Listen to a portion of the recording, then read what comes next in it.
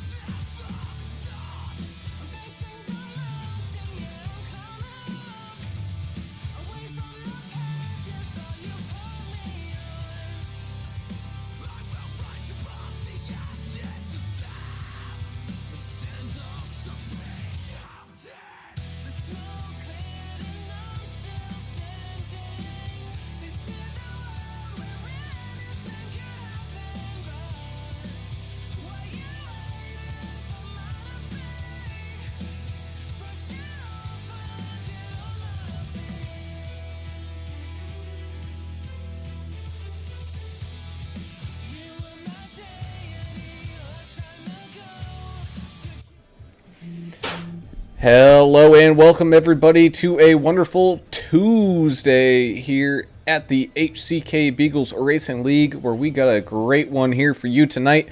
Saw a little preview last week. Well, this is the main event. We have ourselves some all-star racing here at North Wilkesboro, and man, it's gonna be a good one. If last week was anything that goes to show for it. We're going to start things off, however, with our national anthem. Oh, say, can you see by the dawn's early light what so proudly we hailed at the twilight's last gleaming, whose broad stripes and bright stars through the perilous fight, o'er the ramparts we watched, were so gallantly streaming, and the rocket's red glare, the bombs bursting in air, gave proof through the night that our flag was still there. Oh, say does that star-spangled banner yet wave o'er the land of the free and the home of the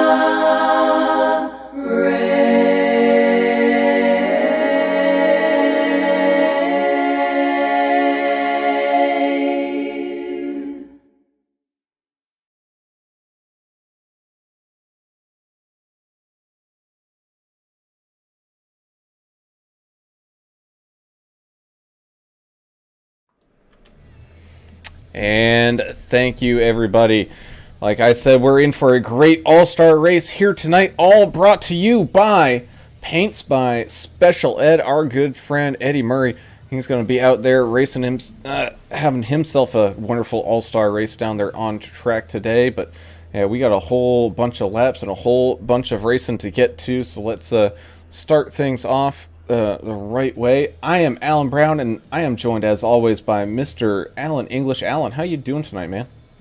Good, man. It's going to be an interesting night. We saw last week during their practice session that we broadcasted here that it's exciting to see these guys that we see pack racing all the time on super speedways, and they brought it to a short track and made it a whole lot of fun. And we're going to see that again tonight with also some heat racing to get things started. So kick back. It's going to be like your Saturday night short track at your hometown with a little heat racing before our 100-lap feature.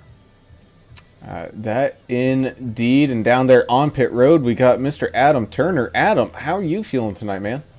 I'm feeling about the same as the English, I think. It's almost like a regular Saturday night at the local track. Heat racing, which is interesting. I think they're inverting the winners of these heat races into the main. It's going to be cool. I did hear the admins talk about there's a special surprise. I don't know what that is. Maybe we'll find that out as the night goes along. But as usual, you're going to have two fast repairs. So 60% fuel, that may come into play during the main. But for the first part, we're just going to see them kind of let it rip and have fun. I think right now we have 18 drivers, so it should be 2 or 3 heats and on to the main. So it's all for fun, but the winner gets money on this deal, so there will be some competition as well. That indeed, I believe the winner is going to be taking home 50 big old doll hairs tonight, which is something you definitely would see at these kind of Saturday night races. But we're racing in the daytime here from North Wilkesboro. Nice sunshiny day, but the weather's looking really good. Track temp not too hot, so that shouldn't be too much of an issue for these drivers. However, that does bring us to that key to the race, and it is input control. We saw it a lot last week. People getting a little too hard on the gas, a little too hard on the brake, and man, that car will just spin right around, and that does not make for a fun day. Well, I'm glad you put it that way, input control, because it's not just throttle control here. It's trying to keep from locking those brakes up as well. At least with the cooler track temp, it may help their grip level just a touch out there. But keep in mind, this is an old track surface, okay? It's very abrasive. They're going to tear up some tires. But, do what you can as far as input control to minimize getting loose off and getting tight in. Yeah, couldn't have said it better. That turn 4 seems to be quite the booger for everybody there. If you hit it too hot, you're going to push up the track. You come in too hot out of it, you're going to be all over the track and into the wall. So, and we saw that, but these guys kind of learned the track last week.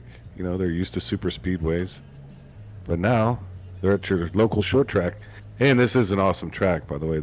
I think iRacing has done an awesome job by recreating this track that should still be in play today, but for the powers that be, it's not.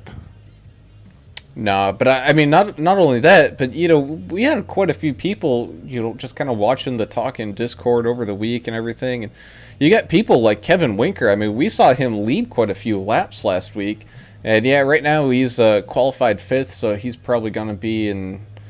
Just trying to do the math, I think the 2nd or 3rd heat here.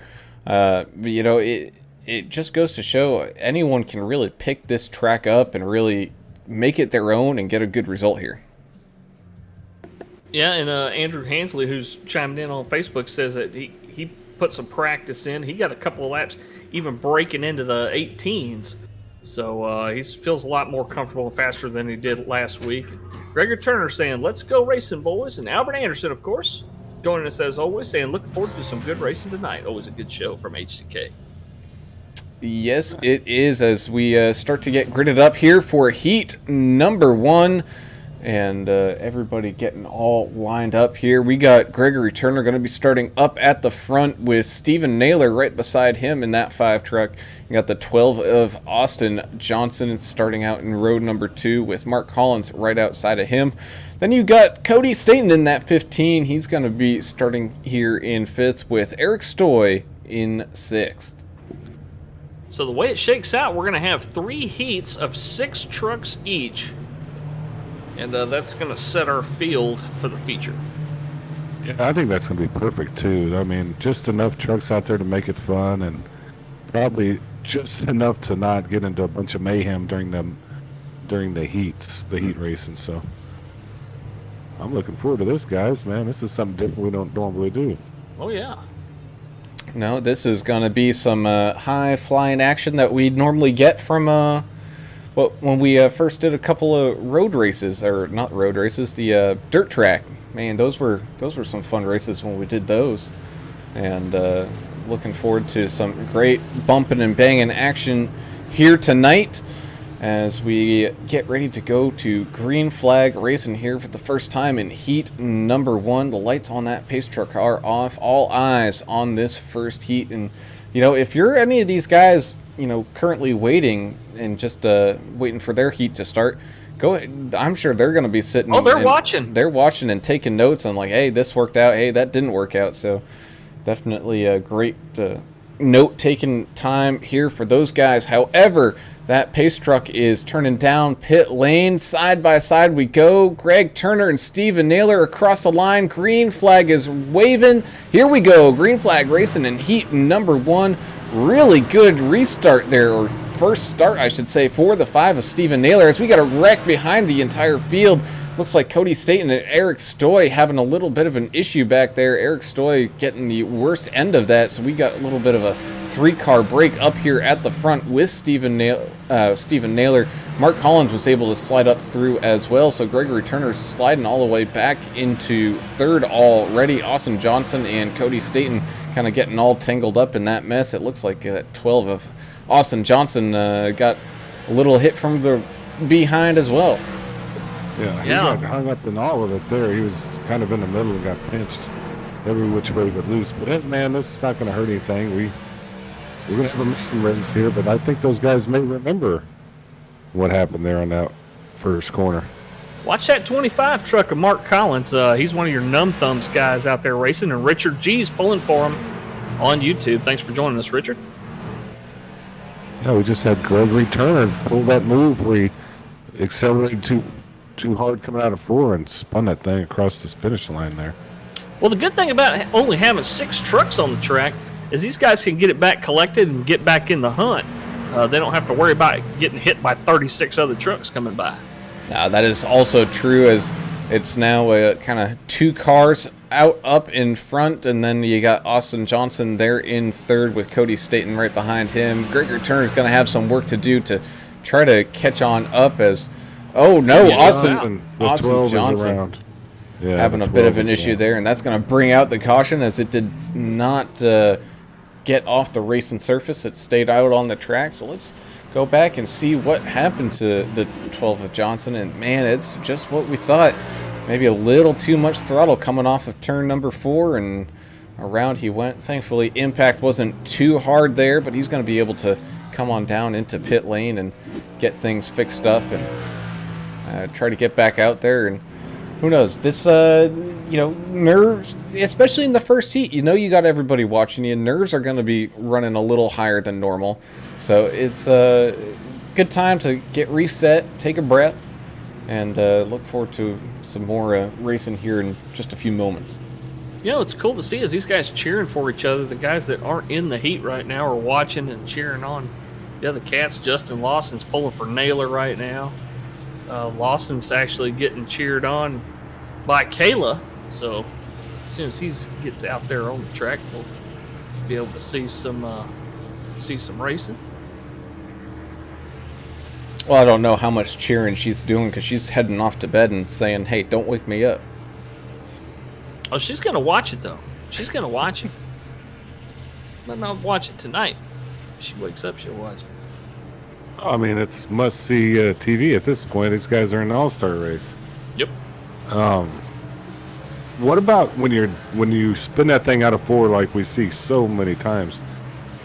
There's just no room down low to run off, right? That wall's right there, Yep. put road's right there, so that's where you're going to see your caution. So a lot of times when that happens on the backstretch out of 1, they can get in that grass and kind of clear out of the way, but that's real tight up front there.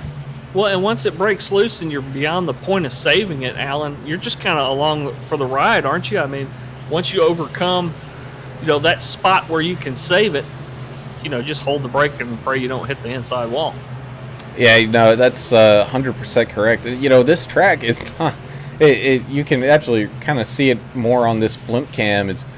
It's not the same everywhere you go. Each corner is different. I mean, each foot of this track is just a little bit different from the last one. So these guys are having to adjust a little bit on the fly here as we get all stacked back up and ready to go back to racing here with Stephen Naylor and Mark Collins up here at the front, getting ready to take to this green flag.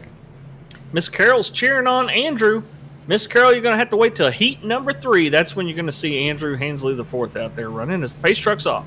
Pace truck is off, and green flag racing here again. Stephen Naylor, man, oh man, talk about the jump of a century there. Able to get way out in front, really no pressure behind him. So we got a lot of trucks all fighting, trying to get up through and maybe challenge Stephen here for that first heat win. You got the 15 of Cody Staten side by side with Mark Collins here as they came across the line, still side by side as they went off down into turns 1 and 2 here again.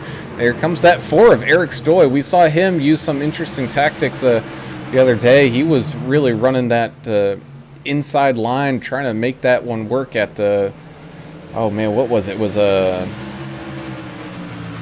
was one of the. Nope, don't get me lying. Was it Michigan? I think maybe. Yeah, it might have been. I think it was Michigan. Yeah, and yep, I think so. Everyone was kind of running up on that kind of higher line as we're up here at the lead, battling for a lead change between the 25 and the 5. Looking very racy, Mark Collins here tonight with Stephen Naylor. There goes Austin Johnson around big time. Made a couple of loops. He's still stuck against that wall. We'll see if he can't get it going before the leaders come back around to him here. As here comes that 4 of Stoy looking through the inside. He's now up inside of that 25, but not able to quite get the run off of the corner. Whoa, a little bump and run there by the 25, sending the 5 cornflake so- truck up the track. That's old school racing. Right Yeah, it there, is. not? About 10 laps to go here. They're starting to sort this thing out. And still side by side they go all the way through that front stretch there, the 25 and the 5, with the 4 lurking, just waiting for an opportunity to get a run and try to get by some of these guys. But Cody Staten's right there trying to make his life a little bit more difficult, as well as Gregory Turner, Little Rimmer himself, trying to just hang on to this field and try to maybe pick up some pieces here of what might happen at the end, as that 5 Stephen Naylor, I think, is finally able to get a little bit of breathing room and get back onto the racing line that he was wanting to run originally. Comes Eric Stoy in that 4 truck, sticking his nose back down, and he loses it. Able to almost save it. I think his truck might be smoking just a little bit, or it might have just been a graphic thing, but yeah, the 4 of Eric Stoy going down and hitting that inside wall now with 8 laps to go. That's also the other tricky thing of being forced to kind of stay down low, as I believe that was the 69 of Gregory Turner getting a little loose coming across the line there. Was you got to be even more careful if you're not able to let that truck drift all the way out to the wall on these exits. Got an Alabama old man also joining us on YouTube. Thanks for coming. Go ahead. Oh yeah. No, I was going to say, we're 20 laps in. What do you think the tires are like right now for these guys? Well, if they're turning hard like a couple of these guys up front are, that right front's going to get ate up. I don't know about the couple of cars. Like, look at Cody running around back here. He might be saving tires for the end of this heat. Well, we're going to find out, aren't we? Yeah, that we are. I think 25 laps, though, isn't too bad on these things, as here comes that 25 looking to the inside of that 5 again. Man, Mark Collins and Stephen Naylor really showing that they put in some work the last couple of weeks here to really get this track down, and they're definitely starting to show some skill, as the 15 of Cody Staten now sitting there giving a little bump to the 25. Oh no, there goes that 25. So trying to get it back going onto the track, and big contact. So now with 3 laps to go, Stephen Naylor almost a second gap back to Cody Staten. Does Cody Staten have enough time to try to close it and maybe do a little bump and run on him to get this heat win, as they come across the line here? 2 laps to go now. Do you think Nump Thumbs Racing will Cody Staten took like a power move there, kind of like Dale Earnhardt, Bill Elliott style back in the day? That was a little early for that, but I like it. Kind of a little dump and run. Rusty Wallace at Bristol or something, maybe. Yeah. Well, white flag is out, so this is the final lap here in heat number 1. Stephen Naylor, 3/4 of a second clear of second of Cody Staten. Stephen Naylor doing a very good job in this heat. You can see a little bit of damage on that back bumper from maybe one of those bump and runs, but great job here from the 5, winning heat number 1. Cody Staten in second, with Eric Stoy coming back from a little incident there, able to round out your top 3 to finish heat number 1.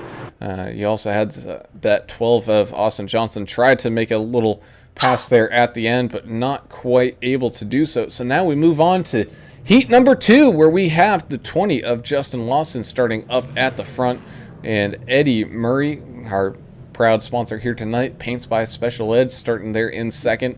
You got the 31 of Bradley Clay starting there in third, with Derrick Welch in his number 1 truck starting here in fourth. Paul Durkee's going to be starting here in fifth, and Kevin Winker is going to be rounding out your field here.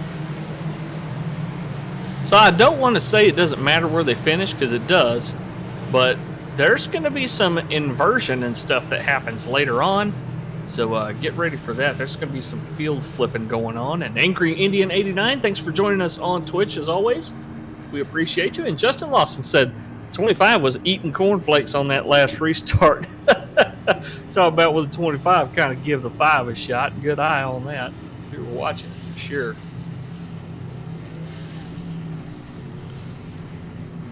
Well, predictions, guys. Old Kevin in the 42, pretty stout. Yeah, I think he's always front runner. I don't know. I think Short maybe, track, though. yeah, the number 1, Paul Durkee. I think he's going to have a nice race, but we'll see. Derrick Welch, yeah. Oh, yeah, Derrick Welch. I num-tums. I get them confused. They have similar paints. Derrick Welch, that's correct. Yeah, those guys, I think they put in the time, and we'll see how it ends up here. That we do, as that pace truck going to get ready to come down into pit lane. In fact, here he comes now. So off and running the 20 of Justin Lawson. Great start there for him, trying to get out in front of this crazy field, trying to chase him down. You got Eddie Murray and Bradley Clay side by side going down this back straightaway, with Kevin Winker trying to improve upon his starting position there from all the way in the back here in heat number 2. And it seems like things are starting to get figured out just a little bit here. Still side by side action though with the 6 and the 33. Man, that 33 of Eddie Murray started way up in the front. Ooh, little tap there with the 1 of Derrick Welch.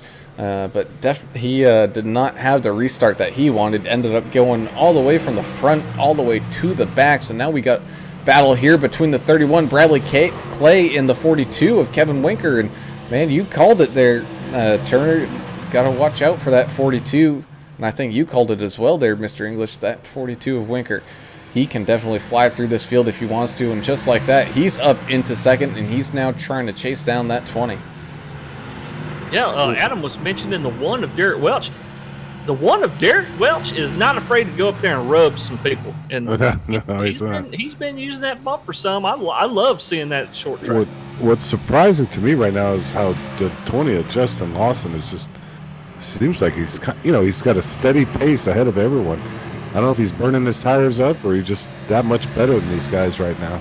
He's in another time zone for a reason. I mean, he probably is pushing those tires hard early, hoping he can get a couple of slow laps on a caution, maybe kind of level things out. But yeah, wasting no time. He's hauling butt.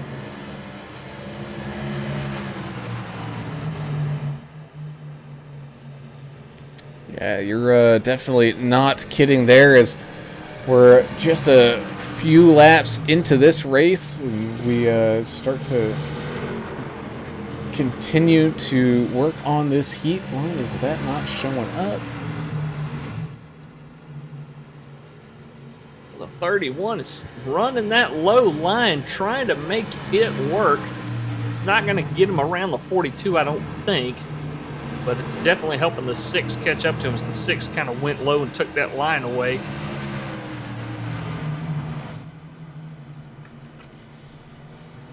Kind of doing a diamond on these corners. A little contact there with the 6 of Paul Durkee, though, as they go door banging down this stretch. All right, so that's not working, so we're just going to go to this.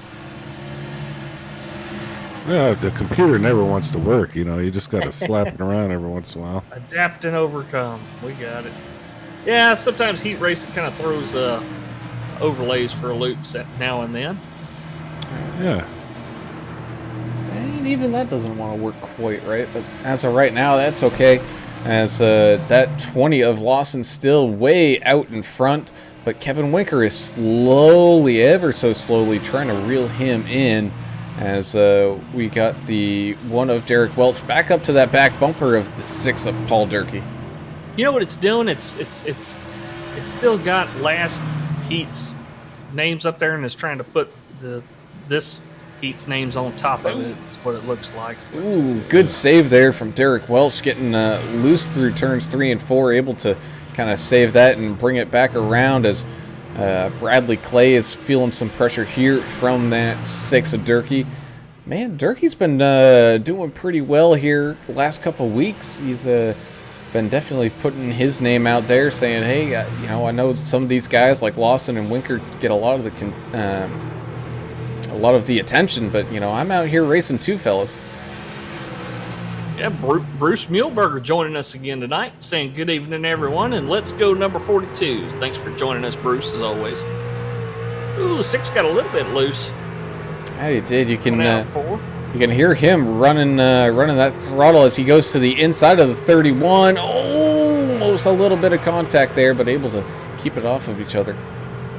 31's got that great line where he goes in low, up high, and then exits low. You can tell he's been practicing that one. 6 able to get it in there this time, though, so he'll take the position.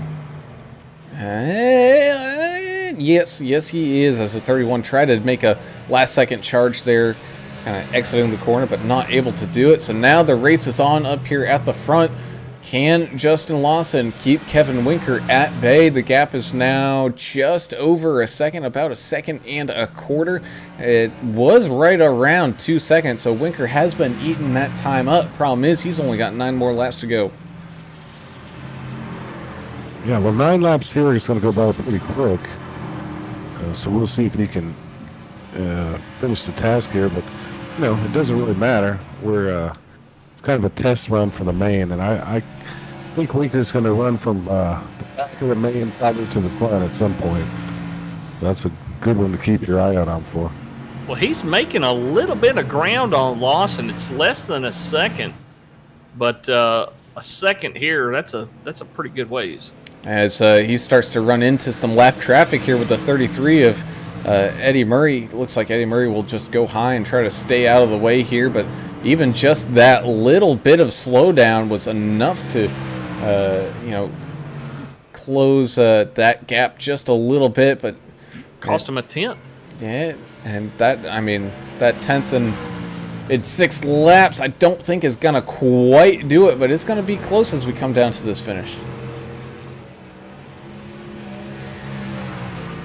Well, Adam, you looking forward to some helmet throwing here in a little bit when we get more and more cars on the track? Wish I could say I was. I just don't. All-Star Race, does anybody throw helmets at an All-Star Race? Probably not. No, it's more for fun, but I'd love to. Maybe we'll see it. It could be a first. Well, these guys are used to Talladega, Daytona, Michigan, the big old tracks, and now they're down here. It's a little bit closer quarters here once we get everybody on the track. Well, and maybe that's a good place to take somebody out they've had their eye on all year. So, maybe. Well, as that gap continues to close up at the front, man, Bradley Clay in that 31 has been doing a pretty good job on trying to close that gap on Paul Durkee. He's been doing it here a little bit, getting up close to that bumper and then maybe losing a little bit of ground here, as we now got 3 laps remaining, and this heat will be coming to a close in just a matter of moments. Brad's been pretty solid, but as Albert Anderson said, the 20 is on a rail. Also the winner of the last race. 2 laps remaining now. That pink car of Winker all in that mirror of Lawson. Lawson's probably feeling the pressure now of that. As Derrick Welch crashes, and we're going to have a caution here. Green, white checker that as well. Changes everything. Oh, man. That huge runaway that the 20 had is gone now. That one just, he was looser than a goose, and he had the lap traffic of Eddie Murray right behind him, which is why iRacing threw that caution there. But you can just watch. He was loose coming out of 1 and 2, saves it, tries to get back on the gas, and it just kept staying looser and looser until he eventually just had to lock it down and ended up going out to that outside wall.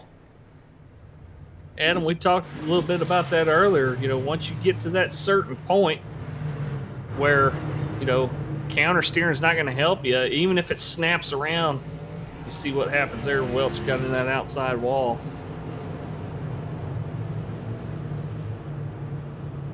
Yeah, that's just part of the deal here at the short track. It's heat racing. They're going to get to race in the main regardless, so maybe they learned something here. So as predicted, everybody's going to stay out here that can stay out without damage and run this last couple of laps. 3 attempts at a green-white checker, even in heat racing, huh? Didn't know they did that. I guess so, even in heat racing. So this is going to be a exciting finish here to heat number 2. Something we didn't think we'd see, but hey, this is All-Star Week, baby, and we get to watch some great racing from some of these guys.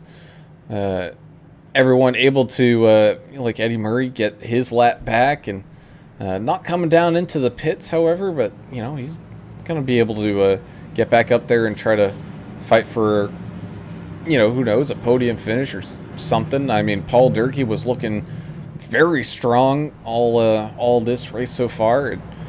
He's going to have that Bradley Clay 31 machine on his outside, so look for him to maybe make some late moves here, try to squeeze his way up through the front. But I mean, Justin Lawson, from the get-go on the start here for Heat 2, he was out there way out in front. He got a really, really good jump. The question is, will Kevin Winker be able to hang on to that jump this time? Yeah, that Maxwell House Chevrolet had something for everybody on that restart. He just took off, ran off, and left them. I think he was the one last week we were talking to about maybe starting in a little bit higher gear. Y'all remember that conversation? I believe that was Lawson we were talking to. Could be wrong. I don't. Yeah, I believe so. He liked to, I think, starting in 3, made it a little smoother, didn't kick him around like they. We never found out if that was misinformation, though, did we? No, but I like to go ahead and put it out there. Oh, yeah. Maybe somebody else will use it. Well, here we go, getting a great start there.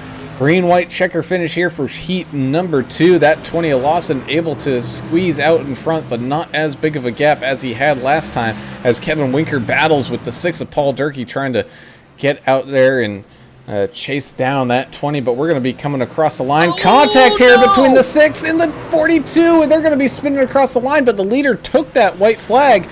So Justin Lawson is going to be able to drive this one away. He's well clear, everybody, as here comes Derrick Welch now trying to overtake that 42 of Kevin Winker, as there was that little bit of contact there. And so Justin Lawson wins heat number 2. Kevin Winker in second and Derrick Welch in third. The great thing is we get to see 4 races to the checker flag tonight, and that one definitely didn't disappoint either.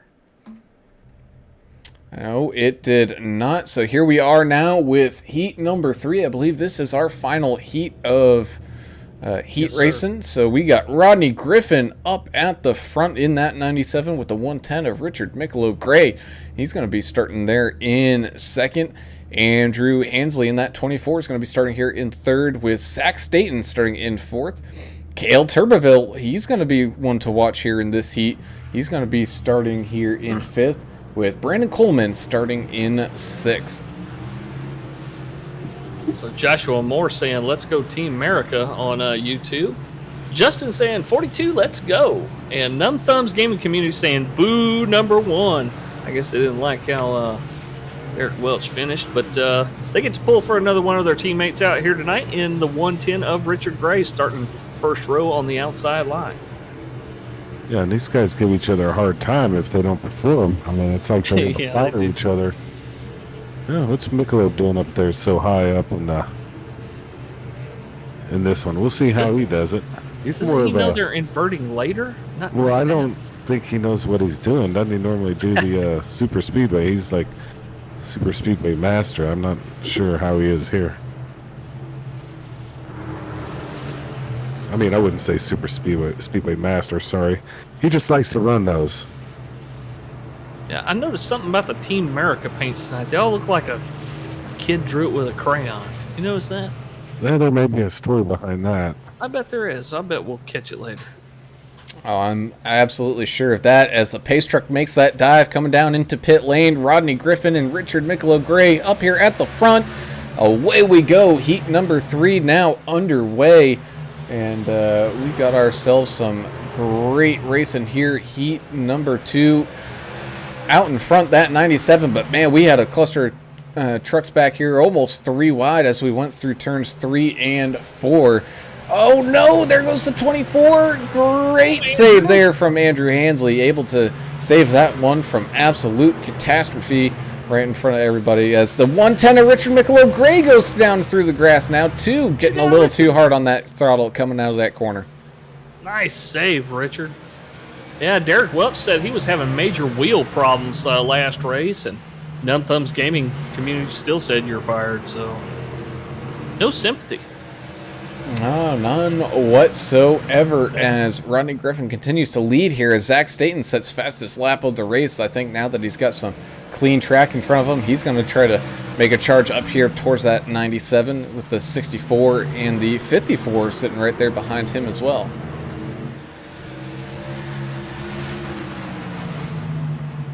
Zach's cooking some tires out there, getting ready to catch that 97. As the 54 of Coleman might have went in there just a little too hot, able to run to the outside of the 64 of Turbeville, running that chrome Klondike machine there in front of him.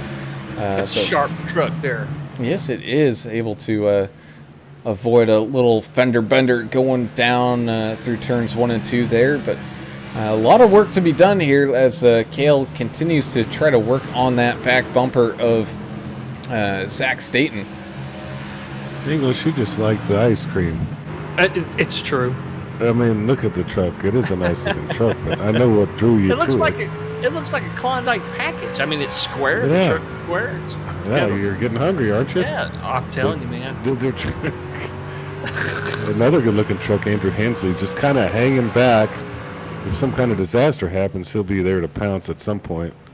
But he's sitting there in 5th in a good wrench truck.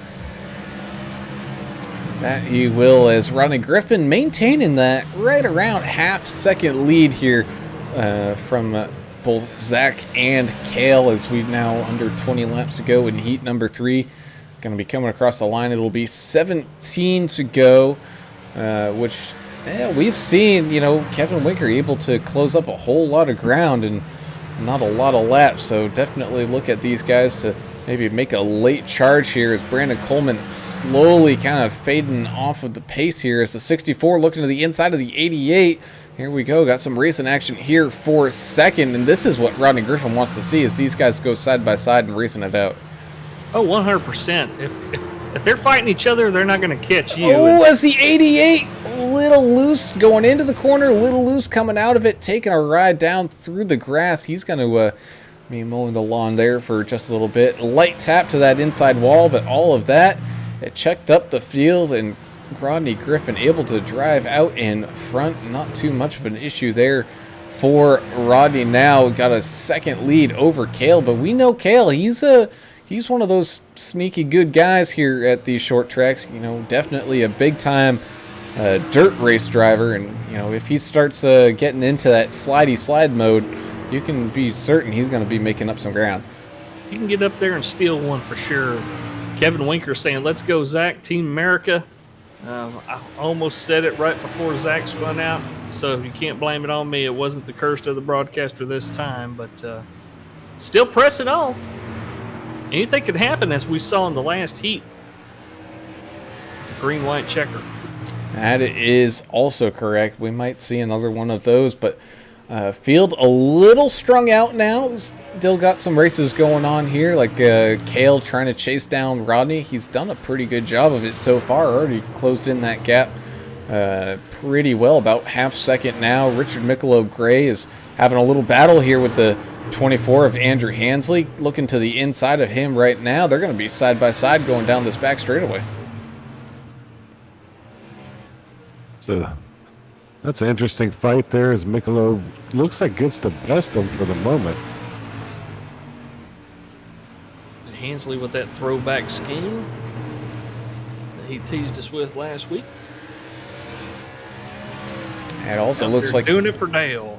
Hansley definitely fighting with that truck. You can kind of see him get squirrely and save it, squirrely and save it. So he's still just trying to find the rhythm out here as here comes that 64 up here at the front, closing that gap big time now. He's all over that back bumper of the 97 of Rodney Griffin. Yeah, that cat Cale can drive, son. Looks like a 2-horse race at this point right now. For this little heat. Just under 10 laps to go here. We got Cale chasing down Rodney. We got Brandon trying to hold off Richard Michelob Gray, but he's got a pretty big gap for that. You got Zach Staten. He was able to overtake Andrew Hansley back there. So Zach trying to make a comeback, try to claw his way up through this field just a little bit more. And so we're going to have an interesting finish here, no matter what, for heat number 3. And Brandon Coleman's one of those guys, he can drive the hell out of one of these trucks. We've seen it. But right now, he's got a big enough gap in front of him, 3 seconds to second place, that he really does need a yellow to happen if he's got any chance of making an upset victory here. It does. As that 97 of Rodney Griffin, man, he's really sticking to that bottom line going through some of these corners. He's about a half a lane lower than what Cale is running. It looks like Cale, I don't know, you can't really call it diamonding, but he's definitely taking kind of like a late apex around here. Yeah, I think he's what you'd be calling getting in his groove. He kind of likes that. It's not a perfect diamond like he said, but it's working for him every corner. It's like he could be gaining on him a little bit more here. The truck in front of him hit the wall. Yeah, he has been closing in, right around a couple hundredths a lap, but we're going to be coming across the line here. We got 3 laps remaining.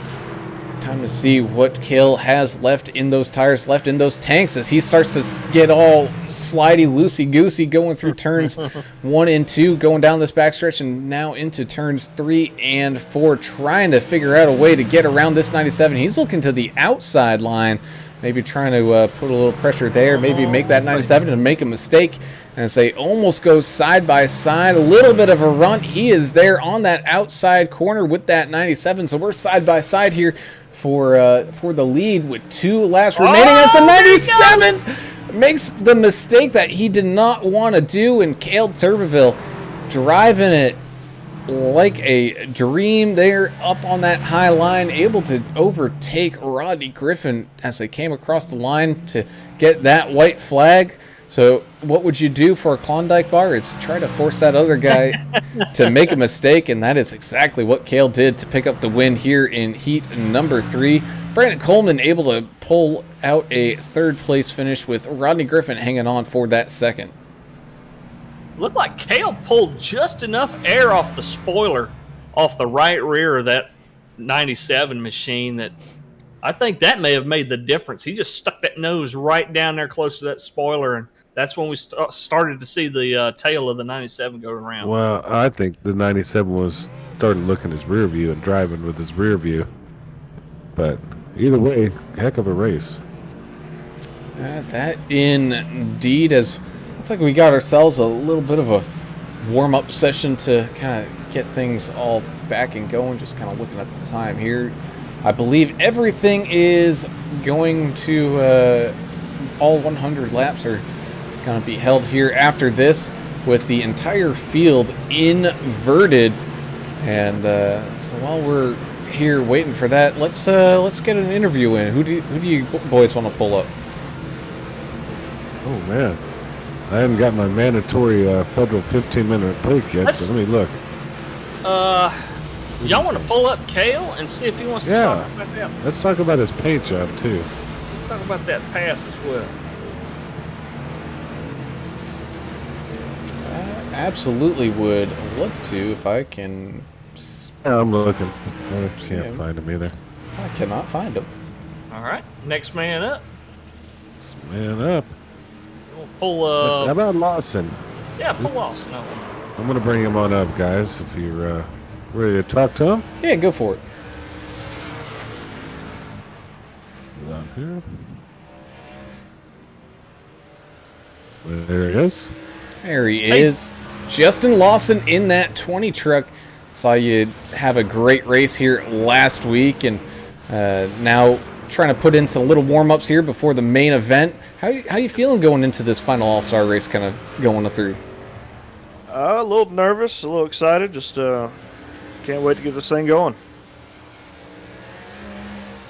Well, talk about that pass right there. Well, talk about your restarts, because that was the story of your heat, man. As soon as that pace car ducked off, man, you were off like a shot. Did you have a strategy for the restarts? Yeah, a little bit. I just try to run a little bit wide, because as the bottom car, I try to run middle of the track, still give the high guy a lane, but it straightens out the exit of that corner. And the less wheel you got in it, the more forward momentum you can carry. But the track is colder tonight, so I'm back off of my third gear starts and just trying to modulate second gear and keep the wheel spin under control. And it takes off pretty good. Well, what do you think? The field's going to be inverted, so you're going to have to battle a little bit here. Oh, yeah. So does that change your strategy at all? Are you going to be more aggressive, or are you going to kind of sit back and let the race come to you? I think you have to drive efficiently. You have to be aggressive to get around people, because passing is really tough here. You can't just ride beside them lap after lap, or you'll end up letting the leaders get away from you. So you got to be aggressive, but you cannot burn up the right rear, and that's going to be important. Well, man, we definitely look forward to seeing what kind of racing action we get going on, and look forward to maybe seeing you make that charge up through that field. And hey, man, 100 laps, that's going to be a long, long way to go. And best of luck here as we're going to closing up warm up, and we'll let you go back and have some fun racing. Yes, sir. Thank you.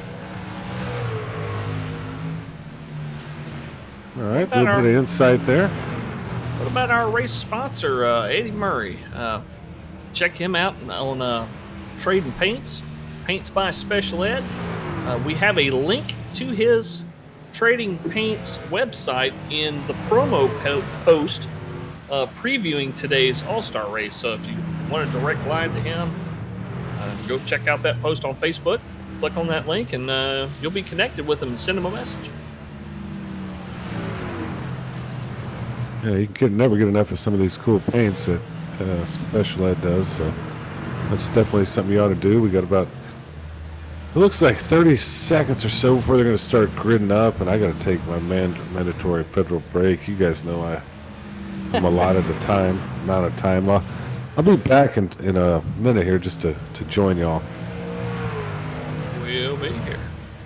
Yes, indeed. As like we said, they're just getting warmed up, because if you're in that first heat, you've been sitting around, for a little while. It's like those track runners and like the Olympics and all that stuff. You gotta do a little jogging, try to get warmed up, get ready for your race, and then you go and do your race, and now you're sitting around again for who knows how long. And well, yeah, and guys like Derrick Welch, they're having technical problems. He's using that time to try to troubleshoot his issues, and he's trying to restart his computer and do a couple other different things to try to see if he can get that fixed. But it looks like we're gridding up if you want to take the first half there, partner. That I can, as we start to grid up here. We got that 24 of Andrew Hansley. He's going to be gridding up here on that front row with the 33 of Eddie Murray right beside him. Got the 12 of Austin Johnson. They're going to start here in third, with the 88 Zach Staten in fourth. The 6 of Paul Durkee will be starting here fifth, with the 25 Mark Collins in sixth. Richard Michelob Gray in that 110 will be here in seventh, with Bradley Clay, that 31, in eighth. Gregory Turner will be starting in ninth with his 69 machine, and I know I'll go one over here, but the rounding out starting top 10 is that 54 of Brandon Coleman. Derrick Welch in the one truck will be starting in 11th. Hopefully he's got his PC issues sorted out, as the number 4 of Eric Stoy be starting to his outside in position 12. The 97 of Rodney Griffin, I should say, almost had a win that last heat. He'll be starting in 13th. 42 of Kevin Winker will be starting in 14th. 15 of Cody Staten, his teammate, will be starting in 15th. Cale Turberville and that awesome Klondike truck starting in 16th place. Justin Lawson and Stephen Naylor will round out your field. All right, it's going to be any different than the heat races? Are we going to get more action? Oh, more mayhem? yeah. I think so. Well, rather than 6, we're timesing that by 3. 18 trucks are going to be driving around here all at the same time. Lights on that pace truck have turned off, so we're going to be going to green flag racing here in pretty much one lap. And I mean, we saw it a bunch, and especially now with even less room with all these trucks out there, that input control is what's going to kind of make or break a lot of these drivers here tonight. I mean, just the tiniest little bits of mistakes will definitely cost them. Yeah, that's the nature of this track for sure. And if you get time, make sure you go check out HCK for league information and driver bios. It's a pretty cool website. Yeah, here comes that pace truck. Here comes the 24 and the 33 taken to the green flag main event racing here at North Wilkesboro. Man, that 24 got off to a great start. That 33 struggling as we got the 6 going around right here in the middle of the field. He's able to go down through into the grass, save it, and gather it all back up together. So everybody is A-OK, but we're still green flag racing. Oh no, it's the 110 of Richard Michelob Gray almost going down into pit road, but he's able to get a handle on it. Yellow's out because of that one, I think. Well, there was a couple incidents there. It looked like Clay ran into the number 6, turn 2, Yep. and then whatever happened with Michelob Gray. Hey, got racy quick. Fresh tires, probably not a good idea. Carol Hansley said on Facebook, I love listening to you guys. Well, we sure love you listening. We wouldn't be doing this if we didn't have folks out there that really followed this simulation racing, which we really enjoy watching. Thanks to all y'all for watching tonight. So we watched the onboard roof cam there, the 69 of Gregory Turner. Saw that 110 sliding down below him, and he's trying to move up, but the 42 of Kevin Winker was right there, right outside that window of his. That could have been a lot worse for those two trucks, the 42 and the 69. And that they could, and we know the 42 trying to shuffle his way up through the field just like Justin Lawson is. That's a beautiful thing here about this inverted field. You're giving a lot of people the chance who don't normally run up at the front. This is your chance now.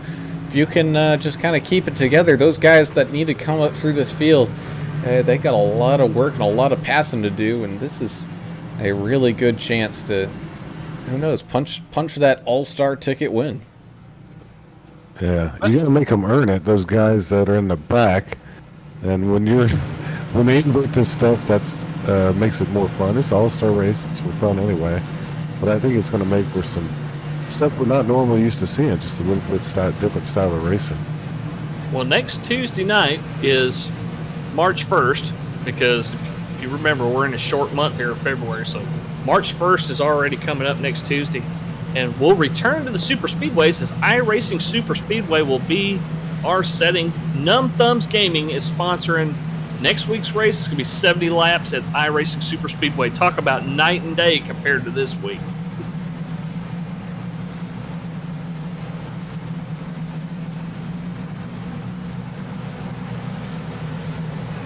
Well, here we go. Green flag racing once again. Not as good of a restart there for the 24. Able to still hang out there in front. But that 33 is having a bunch of issues as we got a lot of trucks trying to get around him. The 88 does. Same thing with the 12 and the 25 as we're 3 wide here with the 4 of Eric Stoy. We got the 64 of Cale Turbeville right there. You got the 31 of Bradley Clay right there as we got a big car pile up. Oh, there we go. That's a big one. Still green. Still green off of that one. Everybody got below the race surface. Oh, man, before more cars came up behind him. So we'll stay green. All right, still green flag racing here. We got a whole bunch of... that amazes me. That it does, as Andrew Hansley getting passed by the 12 of Austin Johnson here for second. There's our yellow. Zach Staten out in front, so he was able to get around Eddie Murray. I wonder what happened to... The caution came out. I think they threw the caution on their own because they manually threw iRacing did not throw a caution. There was a truck upside down and all kinds of mayhem on what you deem a pretty big one. It was a big one, Brown, and so they went ahead and threw the caution, I guess, to let everybody get lined back up. I think that's one thing iRacing needs to work on a little bit on the automatic cautions. If there's a truck upside down somewhere out there, even if it's on the edge of the racing surface, they probably should throw it. If it's going to be real to life simulator, I mean, the guy could have just towed, but he's going to have to tow anyway. I don't know. You can look at it a couple different ways. Yeah, I want to see iRacing with real tow trucks. That'd be cool. Like you can see them come out and grab your car and work on that iRacing. That's something a project for you. Like you don't have enough going on. The big 330-pound NASCAR officials standing there watching them change tires. Yeah, and then 5 other guys stand around. One of them has a small, like a little fire suppressant device, and everybody else is just kind of looking at each other with helmets on. Yeah. Yeah. Sounds like a work crew in North Carolina for the roads.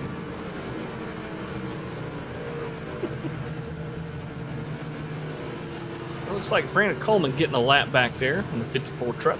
I think he was given the UL because he caused that caution and he took ownership of it. So they'll wave him around. He'll get a lap back, but he will start at the back of the field. It's like Little Rimmer, Gregory Turner's going to be the only truck one lap down right at the moment. This heat racing is fun, man. Oh, it is for certain, as looks like we're going to be going back to green flag racing here in just a moment as that lights on the pace truck are off. Coming down into pit road. Good restart there for the 88 of Staten. All the way out in front, able to get clear of the 12 of Johnson and Hansley very, very quickly here. So they're going to still be too wide here as they come across through this back straightaway and down into turns 3 and 4. Ooh, that 4 of Eric Stoy having a little bit of an issue there. Able to get it back under control. The same thing with the 12. But here comes that 42 of Kevin Winker all the way up. Almost from the very tail end of this field. But he's now sitting up there in 3rd. We know he can definitely race around some of these guys. As here comes that 15 of Cody Staten. Almost took it 3 wide there as they came out of 4. Eddie Murray, not quite as fast as a couple of trucks around him. Yeah, he's got a little door banging going on and bumper banging. He looks uncomfortable up there, to say the least. But carrying the race sponsor logo, and he's even got the All-Star Race flyer on his hood. So cool to see that 33 of Eddie Murray out there. It's the 42 of Winker tries to pass underneath the 12 of Austin Johnson, which he does. And here comes the 4 of Eric Stoy trying to do the same thing. This is the battle for top 3, and Eric Stoy now moves himself up into that top 3 as Zach Staten able to put in the fastest lap of this race so far. It's now got Kevin Winker trying to maybe chase him down. Little Team America teammate action going on there as the 4 of Eric Stoy looks to the inside of the 42. Yeah, most of your teams were split up into the heats, but all back together now on the track, so they can feel free to cooperate. A little bit 3 wide action here. 20 the 97 and the 24. 24 getting into the wall just a touch. Numb Thumbs. Oh, same thing with the 24. Hard contact into that outside wall, but keeps it from spinning and gets it back under control. Andrew's hands are pretty damn busy on that steering wheel right now. Numb Thumbs Gaming says they're looking forward to next week's race at ISS. Anything can happen at that place. It's just insane. And that 4 of Eric Stoy was able to get around Kevin Winker, so Eric Stoy now all the way up into 2nd as we had a little bit of contact there between 24. Austin Johnson and Cale Turbeville. 54 is around. Coleman. There's 4 got hit again. 69 involved in that too. Smoking real bad too. Oh man, just side-by-side contact there with the 31, goes across the racing surface there. 69, a little rimmer, really nowhere to go, unfortunately. And Yeah, I don't know if he used the old brakes on that one. Well, it looked like he would Hot. clear the 54, and the 54 kind of rolled up the track. And now the 69 spraying for mosquitoes until he gets back to the pit. He was a faster pair. I see what he was trying to do. He was trying to get around, and there was. oh other yeah, things he to was actually- aiming to get around the outside, but the 54 started to slide back up the track just a little bit. Yeah, and he wasn't really going that fast. It just tear these cars up going 60 miles an hour for sure. But we have 2 fast repairs here, so get that thing fixed. Get back out on the track. And that concrete wall does not give a single inch. When he went up there and bounced off of Coleman and bounced off that wall. They did not include the safer barrier here at Yeah. North Wilkesboro Speedway. They did not. As look who's up front here once again. It's going to be the 97 of Rodney Griffin, not coming down into pit lane. Same thing with, it looks like Bradley Clay came down early. Same thing with Richard Michelob Gray. They were both involved in an earlier incident, but Rodney Griffin looking to maybe make up for that one little mistake he had at the end of the last heat.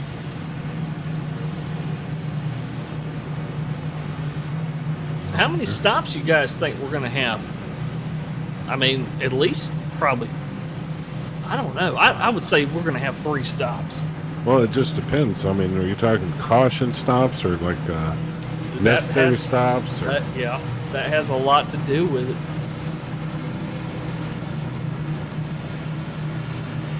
I mean, that's a valid point. I mean, how often do you see a North Wilkesboro race go more than 20 laps green? Well, you're definitely going to need we're at lap 20, what, 4 or 5 by the time we go green? Yep. You're going to need at least one more stop for everything. So if you split this in half, Then uncheck your fuel. yeah. Yeah. But, I'm not sure if that's, we're going to get to that point, It's a slippery little devil out here at North Wilkesboro. So they are running 60% fuel. So I think fuel will come into play, maybe. It's kind of depends on the amount of cautions we have and anything like that. As the lights on the pace truck are off, we're going to be going back to green flag here in just a second. I love the gray area there because that leaves room for some strategy. Yeah, here we go once again. Green flag here in the main event of this All-Star race. The 97, not the best of restarts there. The 31 of Bradley Clay able to get to the outside of him and make that pass. So the 31 of Bradley Clay out in front. Oh no, as we got a truck. Oh, this is also going to be the 42 of Kevin Winker, and that's going to cause a big old parking lot there. He's still going up into the wall just due to the amount of trucks that are all around him there. He knows what a pinball feels like after bouncing off several of them trucks, including the 64 Klondike machine that killed Turboville. Ooh, no. You ruined your ice cream truck? I'm telling you. Well, that wrapper's gonna get thrown away anyway. What's inside that counts. Well, You don't want that chocolate shell to get all split up before you open it, though.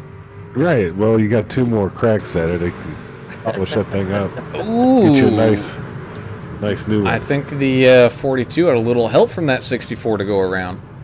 Oh, really? Little bit of a rear end tap. I don't think at this point it was on purpose, but just a little difference in Well, it didn't help breaking him, points or anything, but it certainly, it helped him go around. That's for sure. Helped him get a whole bunch of front end damage. Turning the 42. Yeah, so there you go.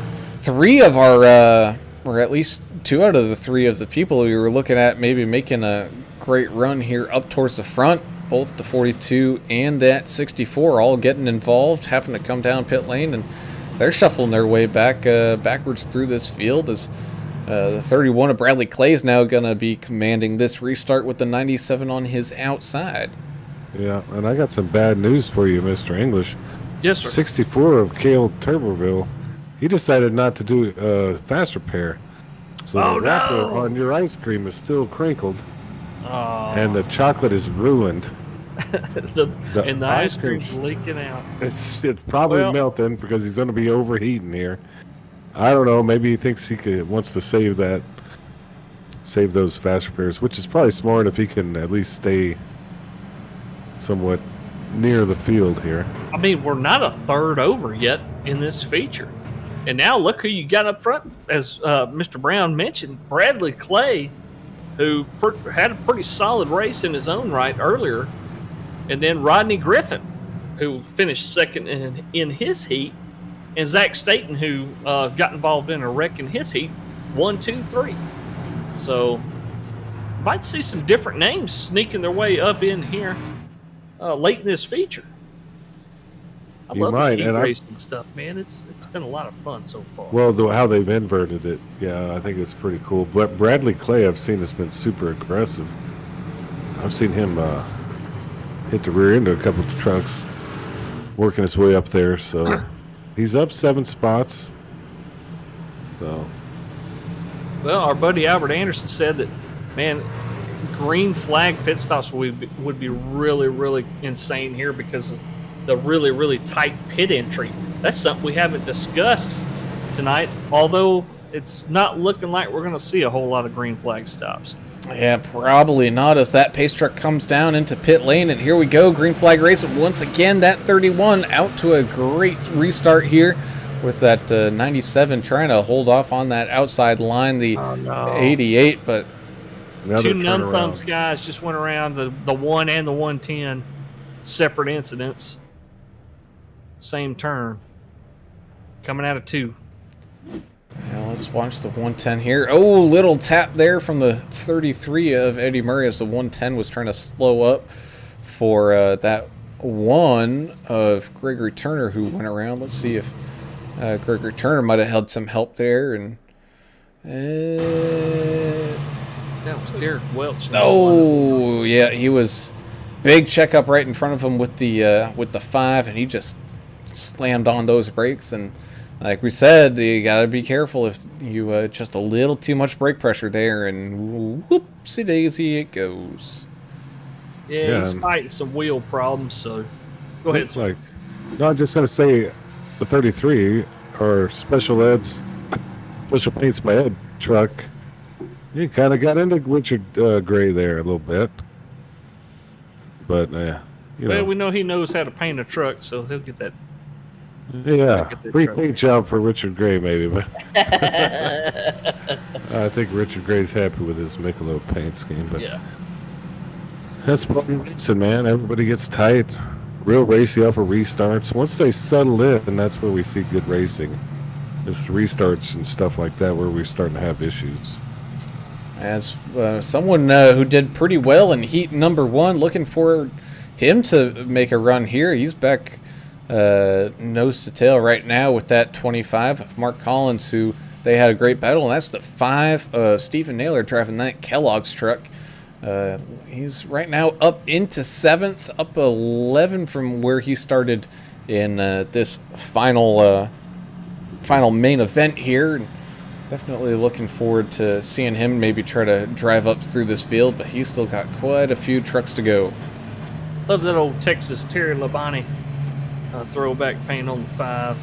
Yeah, he's got some work to do. It's not going to be easy getting up through these top few trucks, but he's definitely hunting for a top 5. He's wanting to pick him one up for sure. I love that paint scheme, those Labonte boys and from Corpus. Yeah. They had some cool paint schemes. That they did, as we continue to pace here under caution, just waiting to go back to green flag racing here as the lights on that pace car turn off. So we're going to get things all stacked back up here. Now let me ask you this, English. I think we're in due time for a good long green flag run here. I think these guys just need to find that rhythm. You know, you can race too wide here without too much of a problem, but I think it's getting those laps in and getting up to speed and finding that rhythm. And, we can definitely see, a 25, 30, maybe even a 40 lap green flag run here. Well, here they go. They're going back green, but yeah, we'll see. Yes, that green flag comes out. Not a good restart there for the 31. I wonder if he didn't start in the gear that he wanted to, or started very cautiously trying not to spin the tires on that, as the 88 of Zach Staten's able to still stay side by side with him. As here comes that 4 of Eric Stoy. Looked very racy in the heats and looked racy here, as we got a big pileup coming out of turn number 4. The 5 and the 6 both wrecked. Yeah, I think your comment of English of "we'll see." I think that was the end all. Well, I didn't have time to answer because we're going green, but I think I knew where you were on that one. Just and the reason we saw the 31 have such a slow restart, he's working on tires that are twice as old as everybody else's. He hadn't taken tires since lap 9.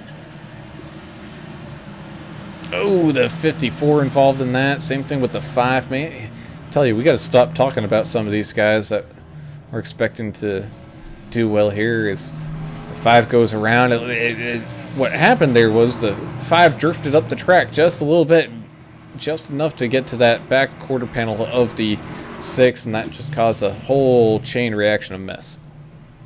To be honest with you, Adam, I had already forgotten what the question was by the time I saw the pace truck ducking off because I was trying to shut my mouth. Just was. I think Brown was hoping for a nice long 40 lap stretch here, and you're like, oh well, yeah, we'll yeah, see. the green flag. Listen. Yeah, And we didn't see it. I got you. These guys are running super speedways all the time. Somebody wants the money really bad, and then they invert the field, so there's a lot of weird surprises here. I'm looking at their Facebook page right now. Go to www.hckbeaglesracingleague.com. That's all one word all together.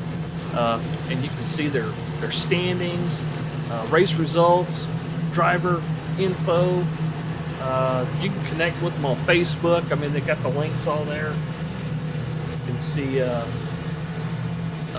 read about the admins and sponsors.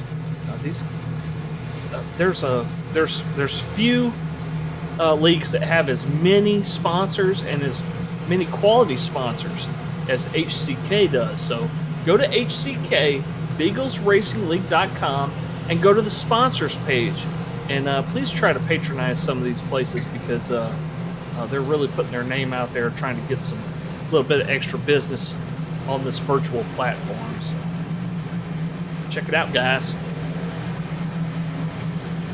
And then their website is really cool. And I think they're touching up every week. You got driver bios, all that stuff, and where they're from. I like to learn a little bit about these guys, and that's a perfect place to do it. We make fun of some of these drivers, and just for fun. And but we learn a lot about them on that website. We know the number 110 of Richard Michelob Gray a little bit more, so we give them a hard time as they're going back to green now. Here we go, green flag racing once again. Another solid restart there for the 88, but the 31 able to just hang on out there in front. So now here comes the 4 of Eric Stoy trying to battle with that 88. Eric Stoy has been very racy all day long. And also, don't look now, here comes that 20 of Justin Lawson. He has been very good coming here to North Wilkesboro the last couple of weeks, and look for him to maybe make a move here, but he's definitely stuck behind that 4 and the 88. As here comes that 42 of Kevin Winker as well. He's battling with the 97 right now, with the 25 of Mark Collins right in front of him.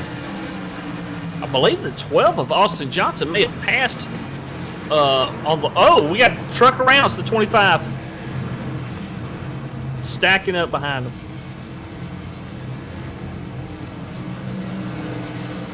Oh, now we're getting angry out there. Number 6 asked if everybody had brakes out there. I think we're talking. And I can tell you exactly the cause of that one. The 42 had a little punterino action going on with him. to him, not from him. Oh, really?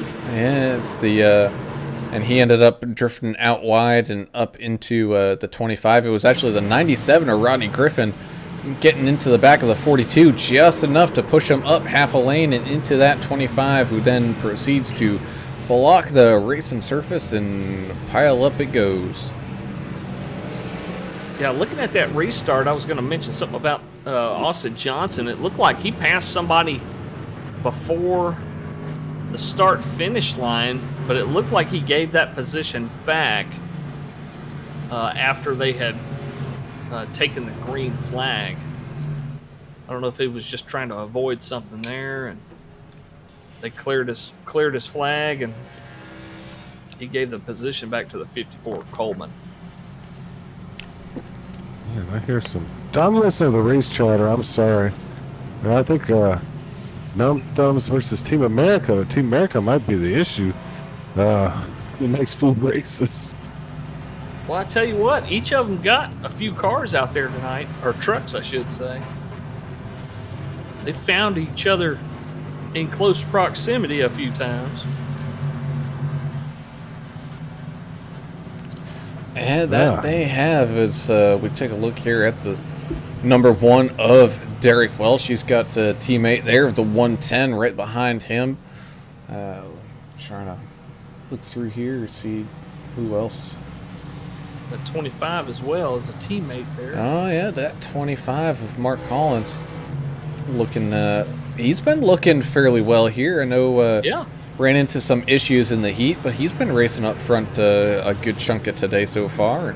Collins has been solid. He's gotten loose a couple of times and spun it around, but look at that truck. I mean, he's in good shape. He's probably got at least a fast repair left. But I mean, not only that, but then talking about Team America, you got Zach Staten up there at the front. You also got Kevin Winker up there in 4th. You got Cody Staten in 6th. I mean, so you got Team America littered all around, almost all up in this top 5. And then you get people like Justin Lawson of East Coast up there all the way at the front. Gonna be starting here in 3rd. And then you got Eric Stoy as well. East Coast also, yep.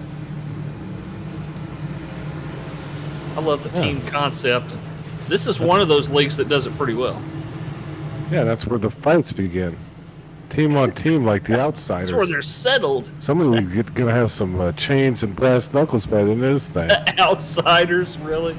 As we go back to green flag racing, great restart there for Zach Staten out there all in front by himself. That's going to allow some battles here to happen behind him as 4 of Eric Stoy able to follow him right on through. He's got some space to try to close in on that 88. Eric Stoy using that bottom line, trying to use that speed that he finds down there to close up. 110's wrecking. Him and the 69 are still getting together on the outside wall. And that's going to bring out that yellow flag. Put it in reverse, Richard. we got ourselves Back it up, Richard. got ourselves one of those hallway situations like you go, no, you go, no, you go. I'm going this way. I'm going that way. That guy in the wheelchair getting shot at with fireworks, remember? Put it in reverse, Terry. Thinking the same thing for Richard right there, big. Back it on down. Ooh, and the 33 of Eddie Murray had an issue behind him as well. Let's go back and really see what caused this whole kerfuffle here. Is the 110. Oh, might have started off with a little bit of netcode and it turned into not being netcode. I don't know much netcode out on this little tiny track. Now it's going to turn into anger code. Well, so the 33 and the 69 and the 110 got very close as the 69 was coming down the track out of the corner. The 110 was drifting up the track out of the corner. There's still, half a foot of space there, and it acted like there was contact, and then there was actual contact. So I didn't think it was netcode until you showed it from that view right there, that chase view or chopper view. You could see it there. Richard tried to stay low and give the 69 room, and Netcode just kind of said, not far enough. You guys reckon? Yeah, so let's take a look here from the roof cam of our good friend Ed Murray as he can just see nothing but smoke. Oh! He got drilled from behind there. Let's go back and see what happened there. As he sees the wreck and checks up. Oh! And the 5 did not check up. He absolutely clobbers that back bumper. Even at a 33. sharp track, it's hard to see, man. It's hard to see what's going on. The truck in front of the truck in front of you. But what about the truck in front of that other truck that's in front of the other truck? That's too many.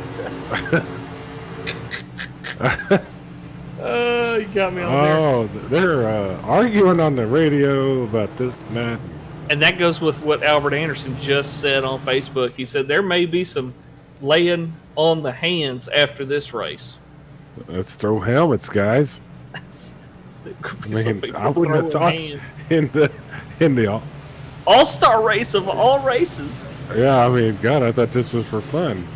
Yeah, you can't put a driver, a race car driver, anywhere without somebody getting angry. It And you know doesn't what? matter These if they're guys. pedaling around a bicycle track; they try to fight each other. That's right. It could be RC cars. There's pride involved here. We're men. I'm not going to lose, and if I'm about to lose, I'm going to hit you into the door. I don't know. Spin you at turn 2 at Pocono. Oh, God, don't bring up memories now. Well, these I guys almost don't forgot. race at Pocono as the pace truck comes down into pit lane. Green flag racing here once again. The 88 of Zach Staten, a great restart there. That's going to allow that 42 teammate of Kevin Winker try to squeeze up through that inside of the 4, but no, the 4 is able to clear and get some room, so they're going to be side by side here for the lead here once again with that 4 in the 88, but here comes that 20, so the 42 and the 20 are also side by side right behind these guys. Ooh. We got some racing action going on up here at the front. A little bit of bumping and banging back here between the 12 and the 31, causing a little bit of a stack up. Doing a little rubbing out here, that's all. Short track. And not only that, but there was a stack up here at the front as the 4 of Stoy able to steal that lead away from the 88. And the 1 of Derrick Welch and that numb thumb getting involved here with the 20 and the 42. Oh man, the 1 of Derrick Welch able to drive away from that one, however. So, man, the 20 and the 42 not having a good main event here tonight as yellow flag comes out once again. Hang on, I'm Go trying ahead. to find some, fun stories of the day for y'all online. So if you can't capture me, I'm going to be doing my research. Well, That was It looks Netcode 2. that was Netcode too, huh? That was Netcode 2. So who needs to email headquarters in Boston? Hey, And let 'em know? Brown is closest to Boston. I think you ought to drive down there. Yeah, like the Paul Revere. Go in there and let them know there's some issues with this North Wilkesboro. That's exactly Netcode. like the Richard Gray. Incident, yeah. That's exactly like that incident. Yeah, and I gotta apologize to the 1. I thought he was involved. He was not. He was kind of loose behind these guys. But the 42 coming up out of the corner, getting again close to the 20, hops a wheel like he's driving over the IndyCar wheel, and that just caused enough. And they go spinning down off into the grass. A little pirouette from both trucks and down into that fence. Ooh, hard contact for that 20 though. The 42's whole back axle looked like it come off the ground. Apparently, they let the turtles loose out there on North Wilkesboro here tonight. Yeah. Well, it's almost like talking about the back axle. What about that car in the Cup race, Daytona, where the entire thing fell apart? The engine was rolling down the freeway and Oh, everything you're talking else. about yeah. Whose car was I that? thought it was is it Harrison Burton? Maybe not. Well, I know don't the know. 21 went upside down. The Wood Brothers car went upside down. But who was the one that got in the fence?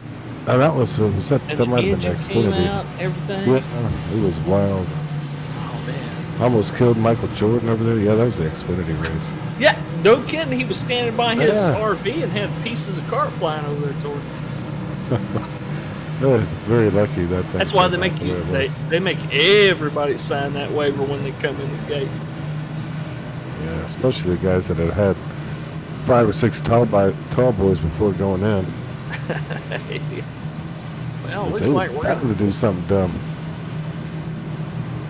That we are getting all stacked back up and ready to go back to green flag racing here. We're 2/3 of the way through this race. We're going to be going back live to green flag here on lap 67 out of 100. Eric Stoy out in front with Zach Staten on the outside.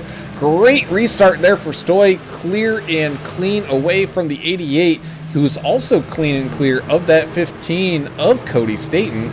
So Staten boys running up there together, and here comes Derrick Welch up on that outside line trying to get a run here on that 15, but they're still going to be side by side heading through turns 3 and 4. And it looks like the one able to pull away with that one is the 25 now of Mark Collins back here in 6, has a little battle with the 6 of Paul Durkee, who almost comes down into that 25 but able to keep it off of him.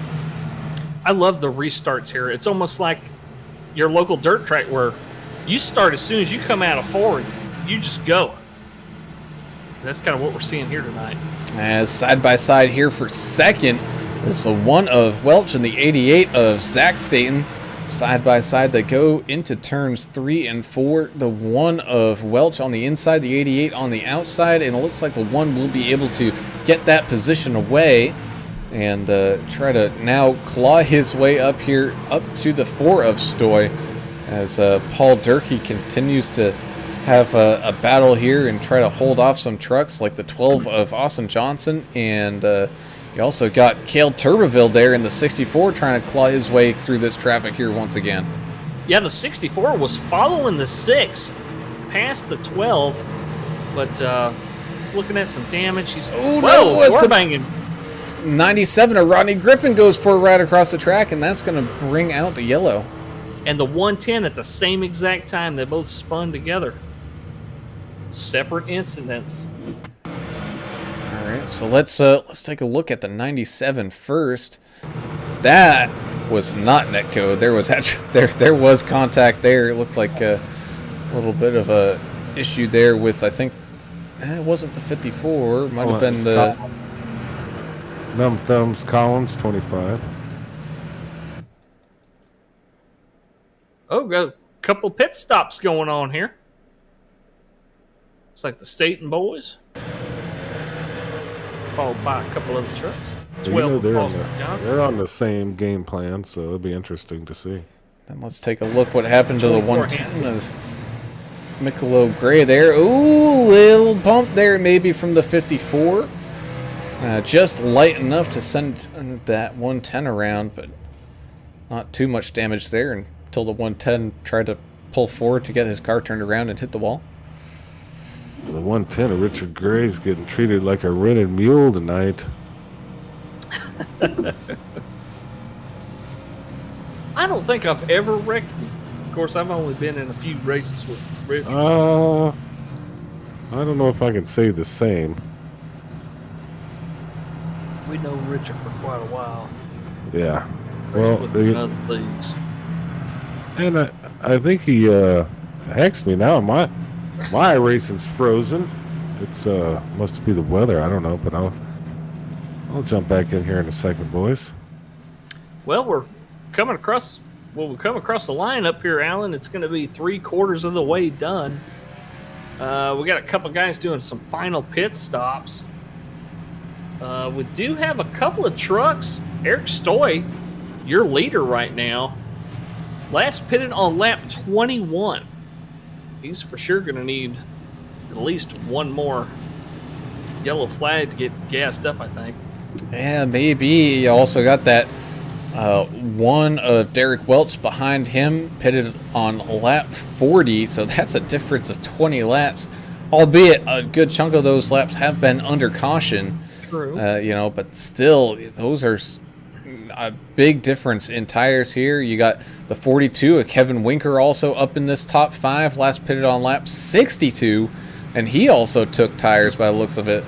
So we got a whole bunch of people on different strategies going on through here. Some playing the fuel game, some playing the tires game, and some playing just to keep my truck as clean as possible game. So I think this is going to be an opportunity for Winker and the Statons and Austin Johnson and Bradley Clay and a couple other trucks behind them. It's because they all have the newest tires. They got a lot of old tires in front of them here. Yeah, that they do, but the pace truck comes off down into pit road here. The 4 of Eric Stoy starting this one off back under green flag race and able to get clear of everybody there and get right out in front of his teammate of the 1, Derrick Welch, all over that back bumper. You best believe maybe that 1's probably talking to him saying, hey man, if I'm a little bit quicker than you, just let me by and hold some of these guys up, because I think the 4 is East Coast Racing. If I'm not. Oh, you're right. As but nonetheless, the 64 of Cale Turbeville, however, also trying to chase. Bradley Clay, the 5, Kellogg's machine, and the 12, all involved in that. The 31's smoking pretty bad. Yellow's out. Oh, the 12. Oh, ow. That was a big hit there. Stephen Naylor caught a pretty good shot on that, too. Let's take a look. It looks like the 12 loose coming off of turn number 2. Ooh, yeah, and that caused everybody to scatter around here. I think the 20 of Justin Lawson took a ride down through the grass trying to avoid all of this. He could see it right happening in front of him. And that's exactly what he did. Ooh, great move there from the 20. So the 64 is going to come down and get fresh tires. What do you guys do if you're the 4? Do you just continue to stay out there? I mean, your bed's made now, isn't it? At this point, you gotta get gas. I think he needs gas. At this point, man, even if you're close to not making it, you got to stay out there. You got that spot. If you pit now, you're going all the way to the back. You're gonna be very tough to fight through this field, let alone if another caution comes out and you get caught up into it. The only spot that you know that you're safe right now is right where he is, and that's up there in the lead. Yeah, I totally agree with you. I mean, risk it at this point. Just risk it on fuel. We're going to have some more cautions. You could save fuel here. I know y'all do the trick where you shut the truck down and toast it and turn it on and all that, professional stuff. He probably ought to be doing that, saving every little piece of fuel. But, yeah, there's no point now. You've laid in this bed. It's yours now. But he's in the driver's seat technically. If he could just keep going, I would just stay with the program. But be careful what's behind you.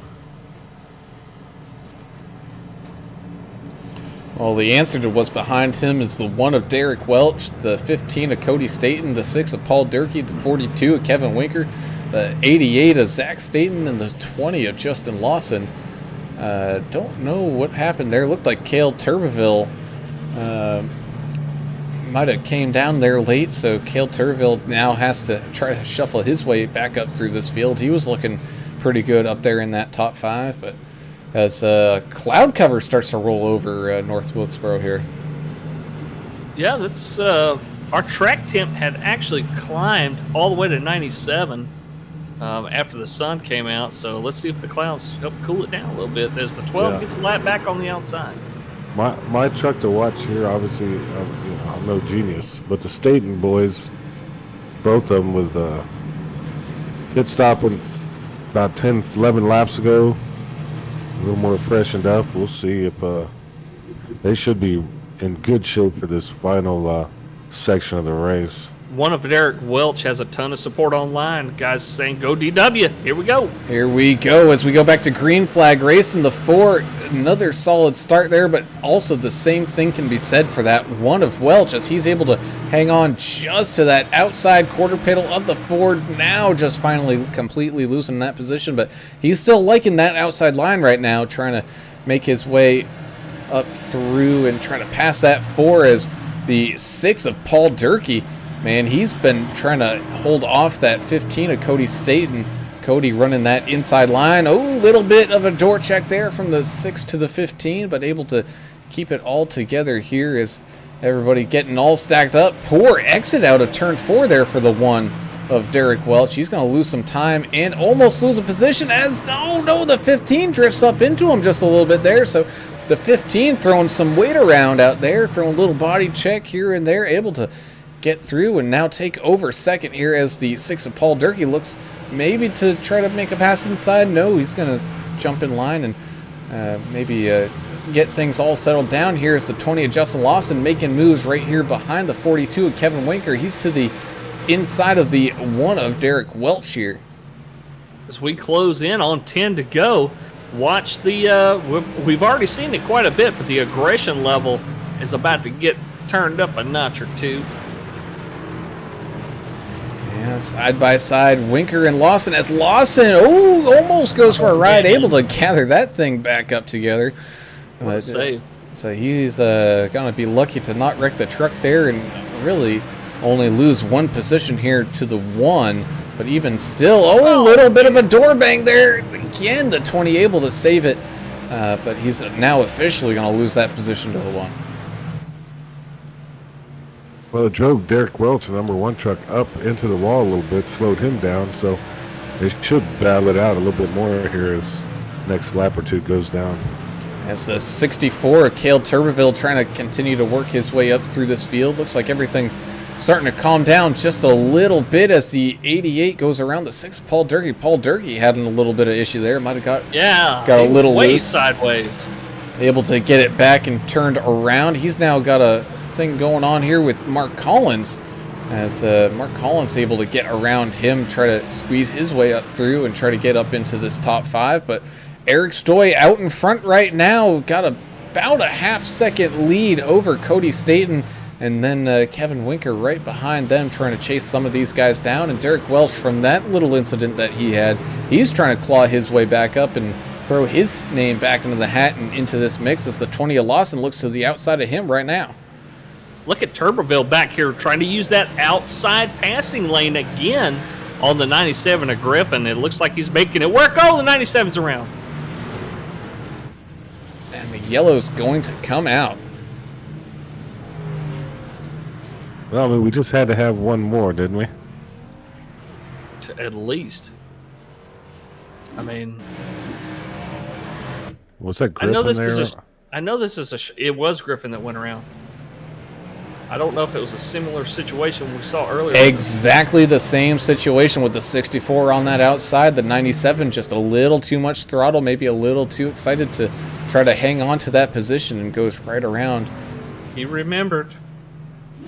Cale done it to him again. This is going to get everybody all stacked up, and we're definitely getting down to it and ready for a exciting finish to today's race as the 20 of Justin Lawson coming down into pit lane. I don't know if I agree with that call there. The 20? Yeah, the 20 of Lawson coming down. He was right there, top 5, but coming down into pit lane, getting a pit stop done. Has to be out of fuel. Why else would you do that? Well, if anyone would be out of fuel, you would think it's the 4 of Eric Stoy, who last pitted on lap 21. Huh. Maybe his truck's not doing what he wants it to do. I'll be. Interesting decision. We'll see if it works out for him. Austin Johnson, one of the guys that pitted, looks like he took fuel only, just a splash or a half a can. 4-second pit stop from the 12. Well, I know this is a short track, and I know it says we only have 4 laps to go. We're going to restart with probably, 2 laps to go. But we've got 3 green-white checkers available to us. So we got about and 30 a laps lot of left. aggression. That's what I'm getting at. Yeah. Oh, we've got a lot of racing left to do. Don't pay attention to the lap count, folks, because if this thing doesn't go green and these guys get aggressive, you're in for another 20, 30 minutes racing maybe. Brown hadn't had his federal 15 either. Oh, This is True, this I is have an an issue. I won't need one if this racing action keeps up the way it is. So it looks like we will be having ourselves a green-white checker before the official green-white checkers. Oh, wow.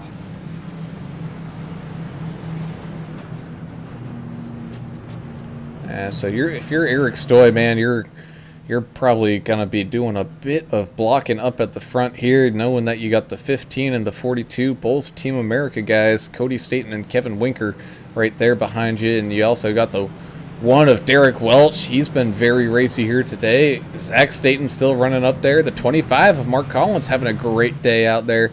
He's still up there lurking around just outside of that top 5. Same thing with that 6 of Paul Dirk. Caleb Turbeville in that 64 is going to be restarting here in 8th by the looks of it.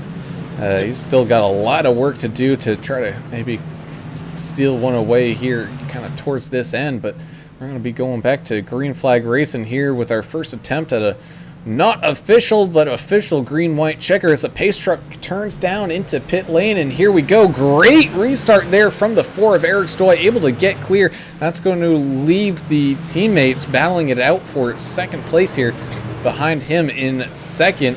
Oh no, man, Kevin Winker had a big problem there trying to get off of turns. Oh, 20's wrecked. And the 12. And there's that yellow flag.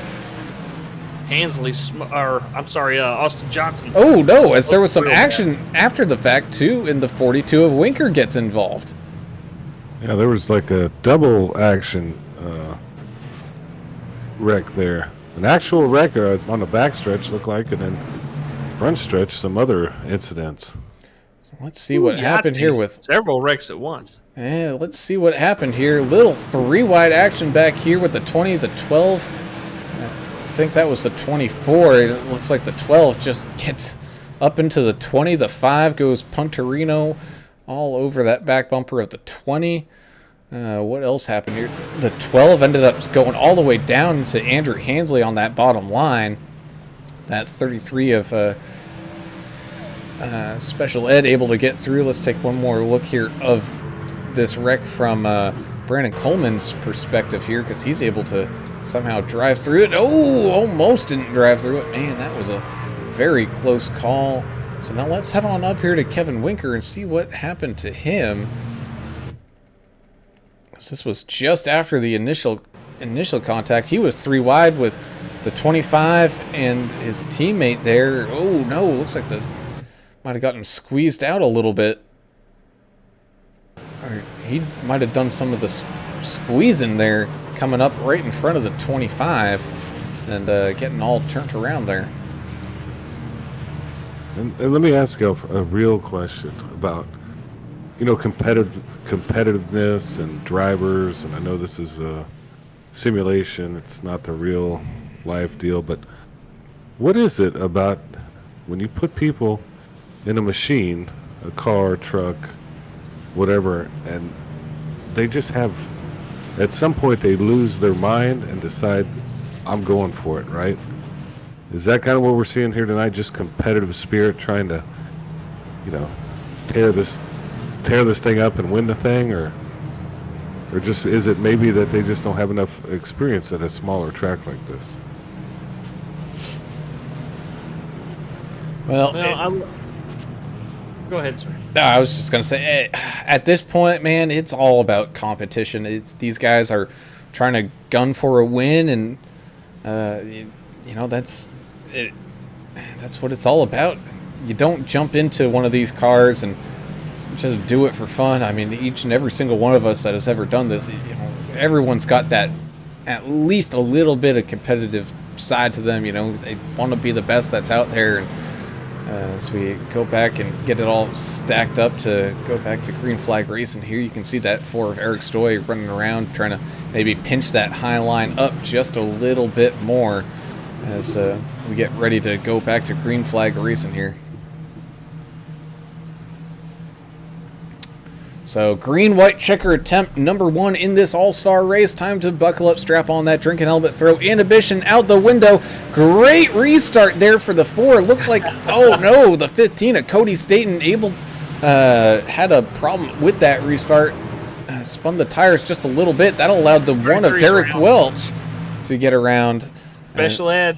That's going to bring out the caution. So attempt number 1 does not count. We go on to number 2, and it looks like it might have been just a little self situation there from our special ed friend. Okay. Yep, that it was.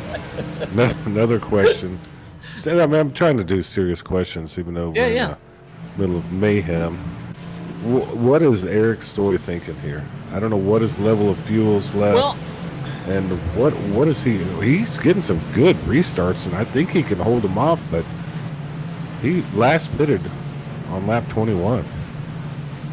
the restart is all he's got. I mean, let's be honest. With tires that worn, running on fumes, he needs these yellows.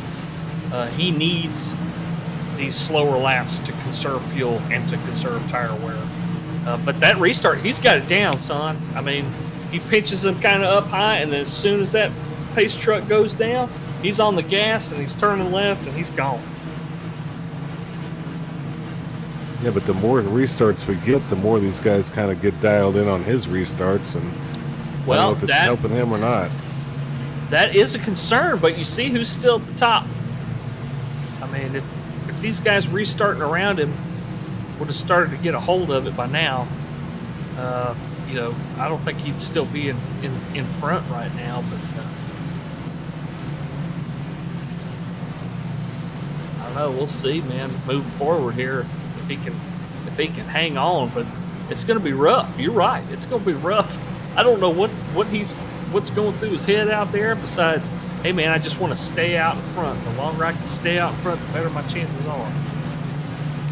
And like you guys said, I think that this is his really only shot at the win is by staying out in front. Like we discussed, even when there was 25 to go, their caution came out, and we were discussing, maybe it's time for drivers like him to come down. Well, if he had come down, who knows what would have happened. And at that point, you got to take that gamble of, am I going to make it or am I not going to make it? And he's taking that gamble of, I'm going to make it. Adam, this is one of those cases where if this happened at our local track, they'd be looking for a fuel fitting in the roll bar or something at this point. They're going to take the hell out of that car when it hits the pit lane. Oh yeah, the little sneaky things they do at your local track. And the guy's probably wearing fuel in his fire suit. Hell, Yeah. they do some crazy things. Oh, They just added another lap of caution to try to wave some cats around here, it looks like. They also try to get everybody all caught back up. It's like a couple people might have had some issues trying to get caught up and had a little spin or something and wasn't able to get back going. So one more lap, and then we get going here with attempt number 2 at this green-white checker finish here, coming at you from North Wilkesboro in this HCK Beagles All-Star Race. It's been one heck of an all-star race, I'll tell you that. We kind of knew what was going to happen because we watched the practice race last week. But this is really, with the heat race to start out and then this awesome feature, this is one of the most exciting races I've seen in a long time in any league that we've covered. It's been a blast. Pace truck comes down, and here we go. Attempt number 2 now underway. Another good restart there from the 4, able to get way out in front of the 1, able to easily hang on to that position. So the 1 of Derrick Welch trying to chase down that 1 and chase down that 4 and try to get to the inside of him as we come through turns 3 and 4. Are we going to make it across the line, take to this white flag? Yes, we are. So final lap here. No more cautions in this All-Star race. It's going to be decided at the end of this lap. You got the Statons, you got Cody Staton and Kevin Winker side by side here battling for third as Eric Stoy holding off Derrick Welch here in the final turn. He's going to be driving down and across the line. Just enough fuel to pick up the win here, with Kevin Winker just able to beat out his teammate by .02 to finish here in third. Together, the 88 of Staten is not going to be able to cross the finish line, I don't believe. Yeah, I think a couple of those Team America guys ran into each other, but man, what a story with Eric Stoy. What kind of strategy he had, and well, I can't wait to talk to him about how he held that thing off. We appreciate everybody watching on Facebook, YouTube, and Twitch. AJ Godsey saying, woohoo, go Stoy. Congratulations, buddy. So you got a little victory tap there from teammate the 6 of Paul Durkee saying, hey man, congratulations. Don't know how you did it, bringing that Trojan truck home, but that is exactly what Eric Stoy did. I'll tell you what, Derrick Welch really wanted that, you could tell, and did everything he could to try to get up there and make it happen. But the master of the restarts tonight, Eric Stoy, out there still burning them tires down. He had tires and fuel to spare, boys. Goodness gracious. Well, while he does that, let's start some of these interviews underway. And we can start that one off with our third place finisher here tonight in this All-Star race. And that's that 42 of Kevin Winker. Man, Kevin, we know you were chatting it up in the Discord all week long. Man, all I do is plate tracks. All I do is this. All I do is that. But man, you were definitely looking like a contender here tonight. Just not able to stay out of all the problems. Quite a few of those being netcode to try to bring home the win here tonight. Yeah, I mean, I think I probably passed the most cars. I think on front to back about 4 times, so maybe I'll get an award for that. But overall, good race. Like I said, I never really ran here before, so it's a learning curve. Congrats to Eric on the win. He just dominated all on them restarts. That's what won the race, was all them restarts, nailing them. Well, talk about the heat racing tonight, because that's something we haven't really seen with your league, but it just added much more fun, at least for us, and I'm sure the people watching, because they didn't get to watch one race tonight. They got to watch 4. So is this something you'd like to see maybe instituted more, as you guys maybe do some smaller tracks like this every now and then? Yeah, that was a blast doing that, split up into 3 heats and then racing, and then it was kind of a slippery slope because it was inverted, so you almost didn't want to be at the front. But then they said that if we were sandbagging, then we would get a penalty, so you almost had to go out there and race. And then them other 2 heat races are pretty good. I know a couple of them guys that don't usually run up front are running up front there and got good finishes, so it's good screen time for everybody tonight. Yeah, Team America had a really good run. Y'all were up front, had some incidents. Well, tell us about those paint jobs. We were wondering what was going on with those.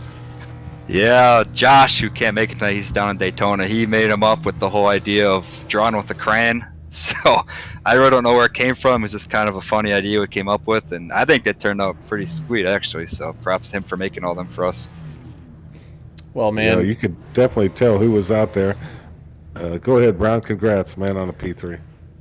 Yeah, just those paint jobs did look good, especially when all 3 of you guys were up there together. I know you had a little bit of an issue there, but still a P3, up 11 spots. That's a 4-way tie for our Hard Charger of the Day award here tonight, which is something pretty crazy. But, still All-Star race.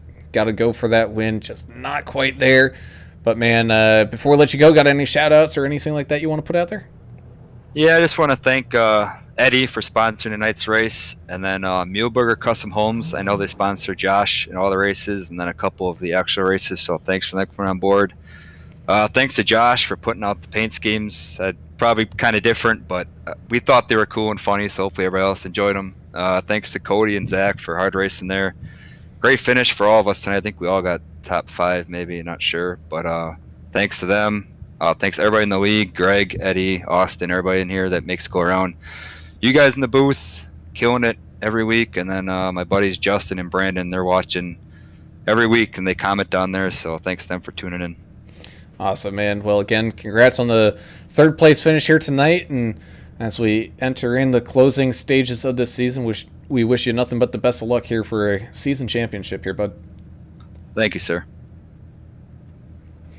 All right, so now we'll move up that leaderboard to our second place finisher, and that's going to be the number one Numb Thumbs Gaming Truck himself of Derrick Welch. Man, you had the speed, but it was just those cautions and those restarts at the end that I think just got you in a second place here rather than the win. Yeah, I had a pretty frustrating night all night. My steering wheel was acting up on me. Felt like I just tapped the pedal. My brakes locked up on me. I was doing all kinds of adjustments throughout the night, and I finally got up towards the front, dodging all the wrecks. And Cody, he hot cornered me on one of them turns right there, and but all in all, I got back up there with Stoy, and I was gonna put my nose up under him. I said, "No, I'm not gonna do that to him." So it was a good race. Second place. I can't get away from second place in this. Finished second last week and had a practice race yesterday. Finished second place and finished second again. Well, I tell you what, you're at least consistent. Yeah, I guess so.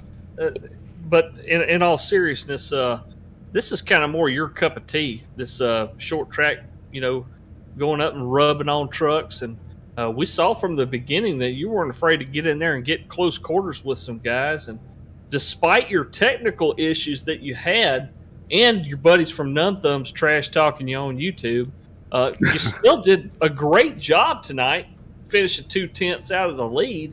Man, great job. I mean, it was really something to see you stick with it, even with the adversity, that you had with your technical problems, and it was just awesome, man.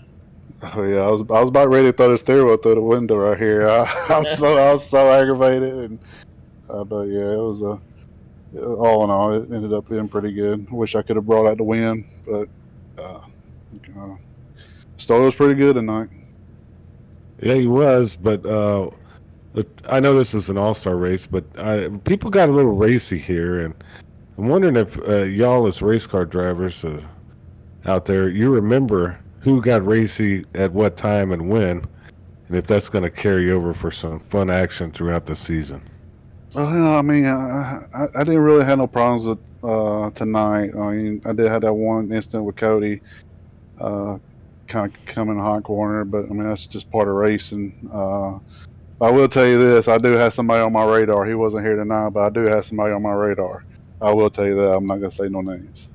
I love to see. I love to hear. Congrats on the P2. Thank you. Yeah, well, again, like you said, Derrick, congrats on the P2, bringing that Toyota home. Pretty well up there in the front. Before we let you go, got any shout-outs or anything like that you want to put out there? Just thanks for Gregory putting on this great lead he's got going on here. And I mean, I hate super speedways, but I enjoy all the guys racing with the guys here. And shout out to everybody at Numb Thumbs Gaming. I love everybody there, and that's about it. Awesome, man. Well, again, good luck here the remainder of the season. Let's see that one truck try to bring one home. I hope. Adam, are you doing like me and trying to figure out who wasn't here tonight? Right. Well, I'm going to do the math after we talk to Eric. Yeah, we're going to do some research. All right, so as we say that, we'll bring up the big winner here, taking home $50 whole, and that's that of Eric Stoy, somehow being able to get that truck home with last pitting on lap 21. Man, Eric, how the heck did you do that, man? We were up here thinking, man, how is this guy still driving? Does he have extra fuel in that thing? No, it's just how the fuel played out, just all the cautions out there just helped me out there, and I don't know about the tires. I think it was just the lines I was running, and it just all played out at the end. Well, one thing's for sure, if this was real life, there'd be inspectors all over that thing looking for fuel fittings on the roll bar and all kinds of stuff, smoky eunuch type tricks out there. But in all seriousness, we talked about it, said, man, should he pit? Should he stay out? But you had the right strategy, and that is, if you're out front, stay out front as long as you can. You know, consequences be damned. It's really worth just pushing the envelope, and if you can get another caution or two, and it helps you along, so be it. And it worked out for you, man. Great finish from starting way back in 12th. Appreciate it. Yeah, track position here is huge. There's a couple of times my teammate and I, he said, should we pit? And I was like, I'm gonna stay out. There's no need. All these cautions, my tires were cooled down. So it's a risk you take, and it was the right one. Yeah, and we talked to Kevin, and we talked about it in the booth earlier about, man, the restarts, you were just ripping away. Great job. I don't know how you were doing it, but you seemed to get a good jump on every restart, and I think that played into your victory there. And how nervous were you, though, looking in that rear view those last few laps as it was ticking down? Yeah, I mean, if it wasn't for the good restarts that I had, I doubt I would have had it. It's just those restarts helped me dive into the corners where I needed to be at. And, just watching in my mirror, just hoping somebody would make a mistake behind me and give me some breathing room. But every caution that did come out kind of frustrated me, but I knew I had to get back on it when the green flag dropped. Well, man, you definitely did that every single time that green flag did drop. Like you said, those restarts were probably the reason why you won here tonight. And congratulations on picking up that win, bringing that 4 truck home. You got any shout-outs or anything like that? Well, shout out just to my team. I mean, we had a good time in the chat room. And shout out to my girlfriend. She's sick right now, so she couldn't watch. So just hopefully she's feeling better. Awesome, man. Well, again, congrats, Eric, on the All-Star Race win here tonight. We look forward to seeing what you can do with that Ford truck here the rest of the season, and good luck here trying to race for that championship. Appreciate it, fellas. Thank you. All right, so we'll let Eric do a few more victory donuts here as, man, he still has some fuel in that thing. He still has fuel. I'm telling you, man. They better check him. And that they might have to do, but, you know, all in all, All-Star Race-wise, man, it couldn't have gone any better. This has been a great choice of a track to hold this thing at. I'm 100%, man. It's great to see the Super Speedway League do their All-Star Race somewhere different, and there's really not a better place to do it. Well, there were some challenges. I would like to see their next one, maybe at Charlotte or Texas, to change it up too. But hey, it was fun and something totally different from these Super Speedway guys and the HCK Beagles Racing League. Check them out, hckbeaglesracingleague.com.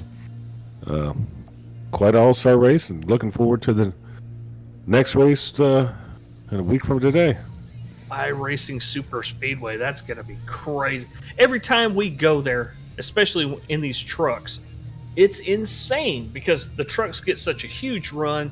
The transitions are just, they can murder you, so it's going to be fun. Yes, it will be. So as we start to wind things down here from North Wilkesboro, let's go through the final finishing order here tonight. And that's Eric Stoy, part of that 4-way tie for the Hard Charger Award up here at the front, bringing home the win. Great run from him. Same thing with that one of Derrick Welch, able to move up 9 spots from where he started in this feature to finish in second. Kevin Winker in that 42, tied for that Hard Charger, up 11 spots, finishing here in third. Same thing with teammate 15 of Cody Staten, finishing here in fourth, up 11. And as well as that 64 of Cale Turbeville, making an interesting late pit stop call there was very questioning that, but able to squeak away with a top 5, also up 11. So quite a few guys up quite a few spots. That 25, Mark Collins had a great night. He finished here in 6th. With the 97 of Rodney Griffin, man, he at Cale Turpville have some mind games or something going on. Hopefully he can figure that one out, but he's able to walk away here with a 7th. Had that 6 of Paul Durkee coming in 8th, with the 110 of Richard Michelob Gray in 9th. And rounding out tonight's top 10 is that 54 of Brandon Coleman. I know Miss Carroll wanted to see him do a little bit better, but Andrew Hansley the 4th in the 24 machine put on a pretty good show with the inverted field. He still finished in 11th, but Austin Johnson had a few problems out there tonight, and the 12 truck finishes in 12th after starting way up in 3rd. Zachary Staten was running way up front there when they threw the white flag, and he had some traction issues, let's say, maybe caused by some other vehicles on the track on the last lap, and didn't get to cross the finish line. He'll be scored the last lap, or the last truck on the lead lap. Eddie Murray, tonight's sponsor, Paints by Special Ed. Eddie Murray finishing the first truck one lap down in 14th place. The 69 of Little Rimmer, Gregory Turner, finishing in 15th place. All one lap down. Justin Lawson in the 20 had some problems here late. Really, really strong Maxwell House truck. That thing was up front so much tonight, it was ridiculous. But ended up finishing 3 laps down in 16th. Stephen Naylor in that number 5 Kellogg's machine, Cornflakes machine, I should say, finishing 4 laps down in 17th. And the 31 of Brad Clay, another one of those trucks, very, very strong. Was doing a great job, and looks like he run out of fast repairs or forgot to recheck it or something. And man, just ended up getting stuck in the pits for the last 35 laps or so of the race. So tough night for the 31 of Bradley Clay. And that rounds out your field here tonight from the All-Star Race here at North Wilkesboro from this HCK Beagles Super Speedway Racing League. We thank you all for tuning in and watching. You all are the reason why we do this. Otherwise, it'd just be 3 random dudes just sitting there acting crazy watching a race. So we thank you all for tuning in and supporting us and having some fun with us. As well as big thank you to our tonight's sponsor, which is Paints by Special Ed, our own Eddie Murray. As we mentioned here before and throughout this broadcast, go check him out. We put a promo post out there on our Facebook at m.tv. Go check it out because it's got a link that goes directly to his Trading Paints page where you can get a hold of him and take a look at his portfolio of work that he's done, as he's got quite a few good looking trucks and other cars painted up on there. So go give tonight's sponsor of Paints by Special Ed some love. With that, we return to racing action tomorrow night at Daytona with the Vigilante Racing League. They're going around that massive track for, I think it's 100 laps or so. So they're in for a long one there tomorrow night. But it's going to be high-speed plate track action, as well as these guys are going to be returning to that here next week at iRacing Super Speedway. So definitely a lot of racing to look forward to coming up as this season starts to kind of get close to championship time. We'll see what the standings look like coming up here, and man, I think we're in store for a close finish here for a championship. With that being said, for Alan English and Adam Turner, I'm Alan Brown. We're signing off. We gone. See ya.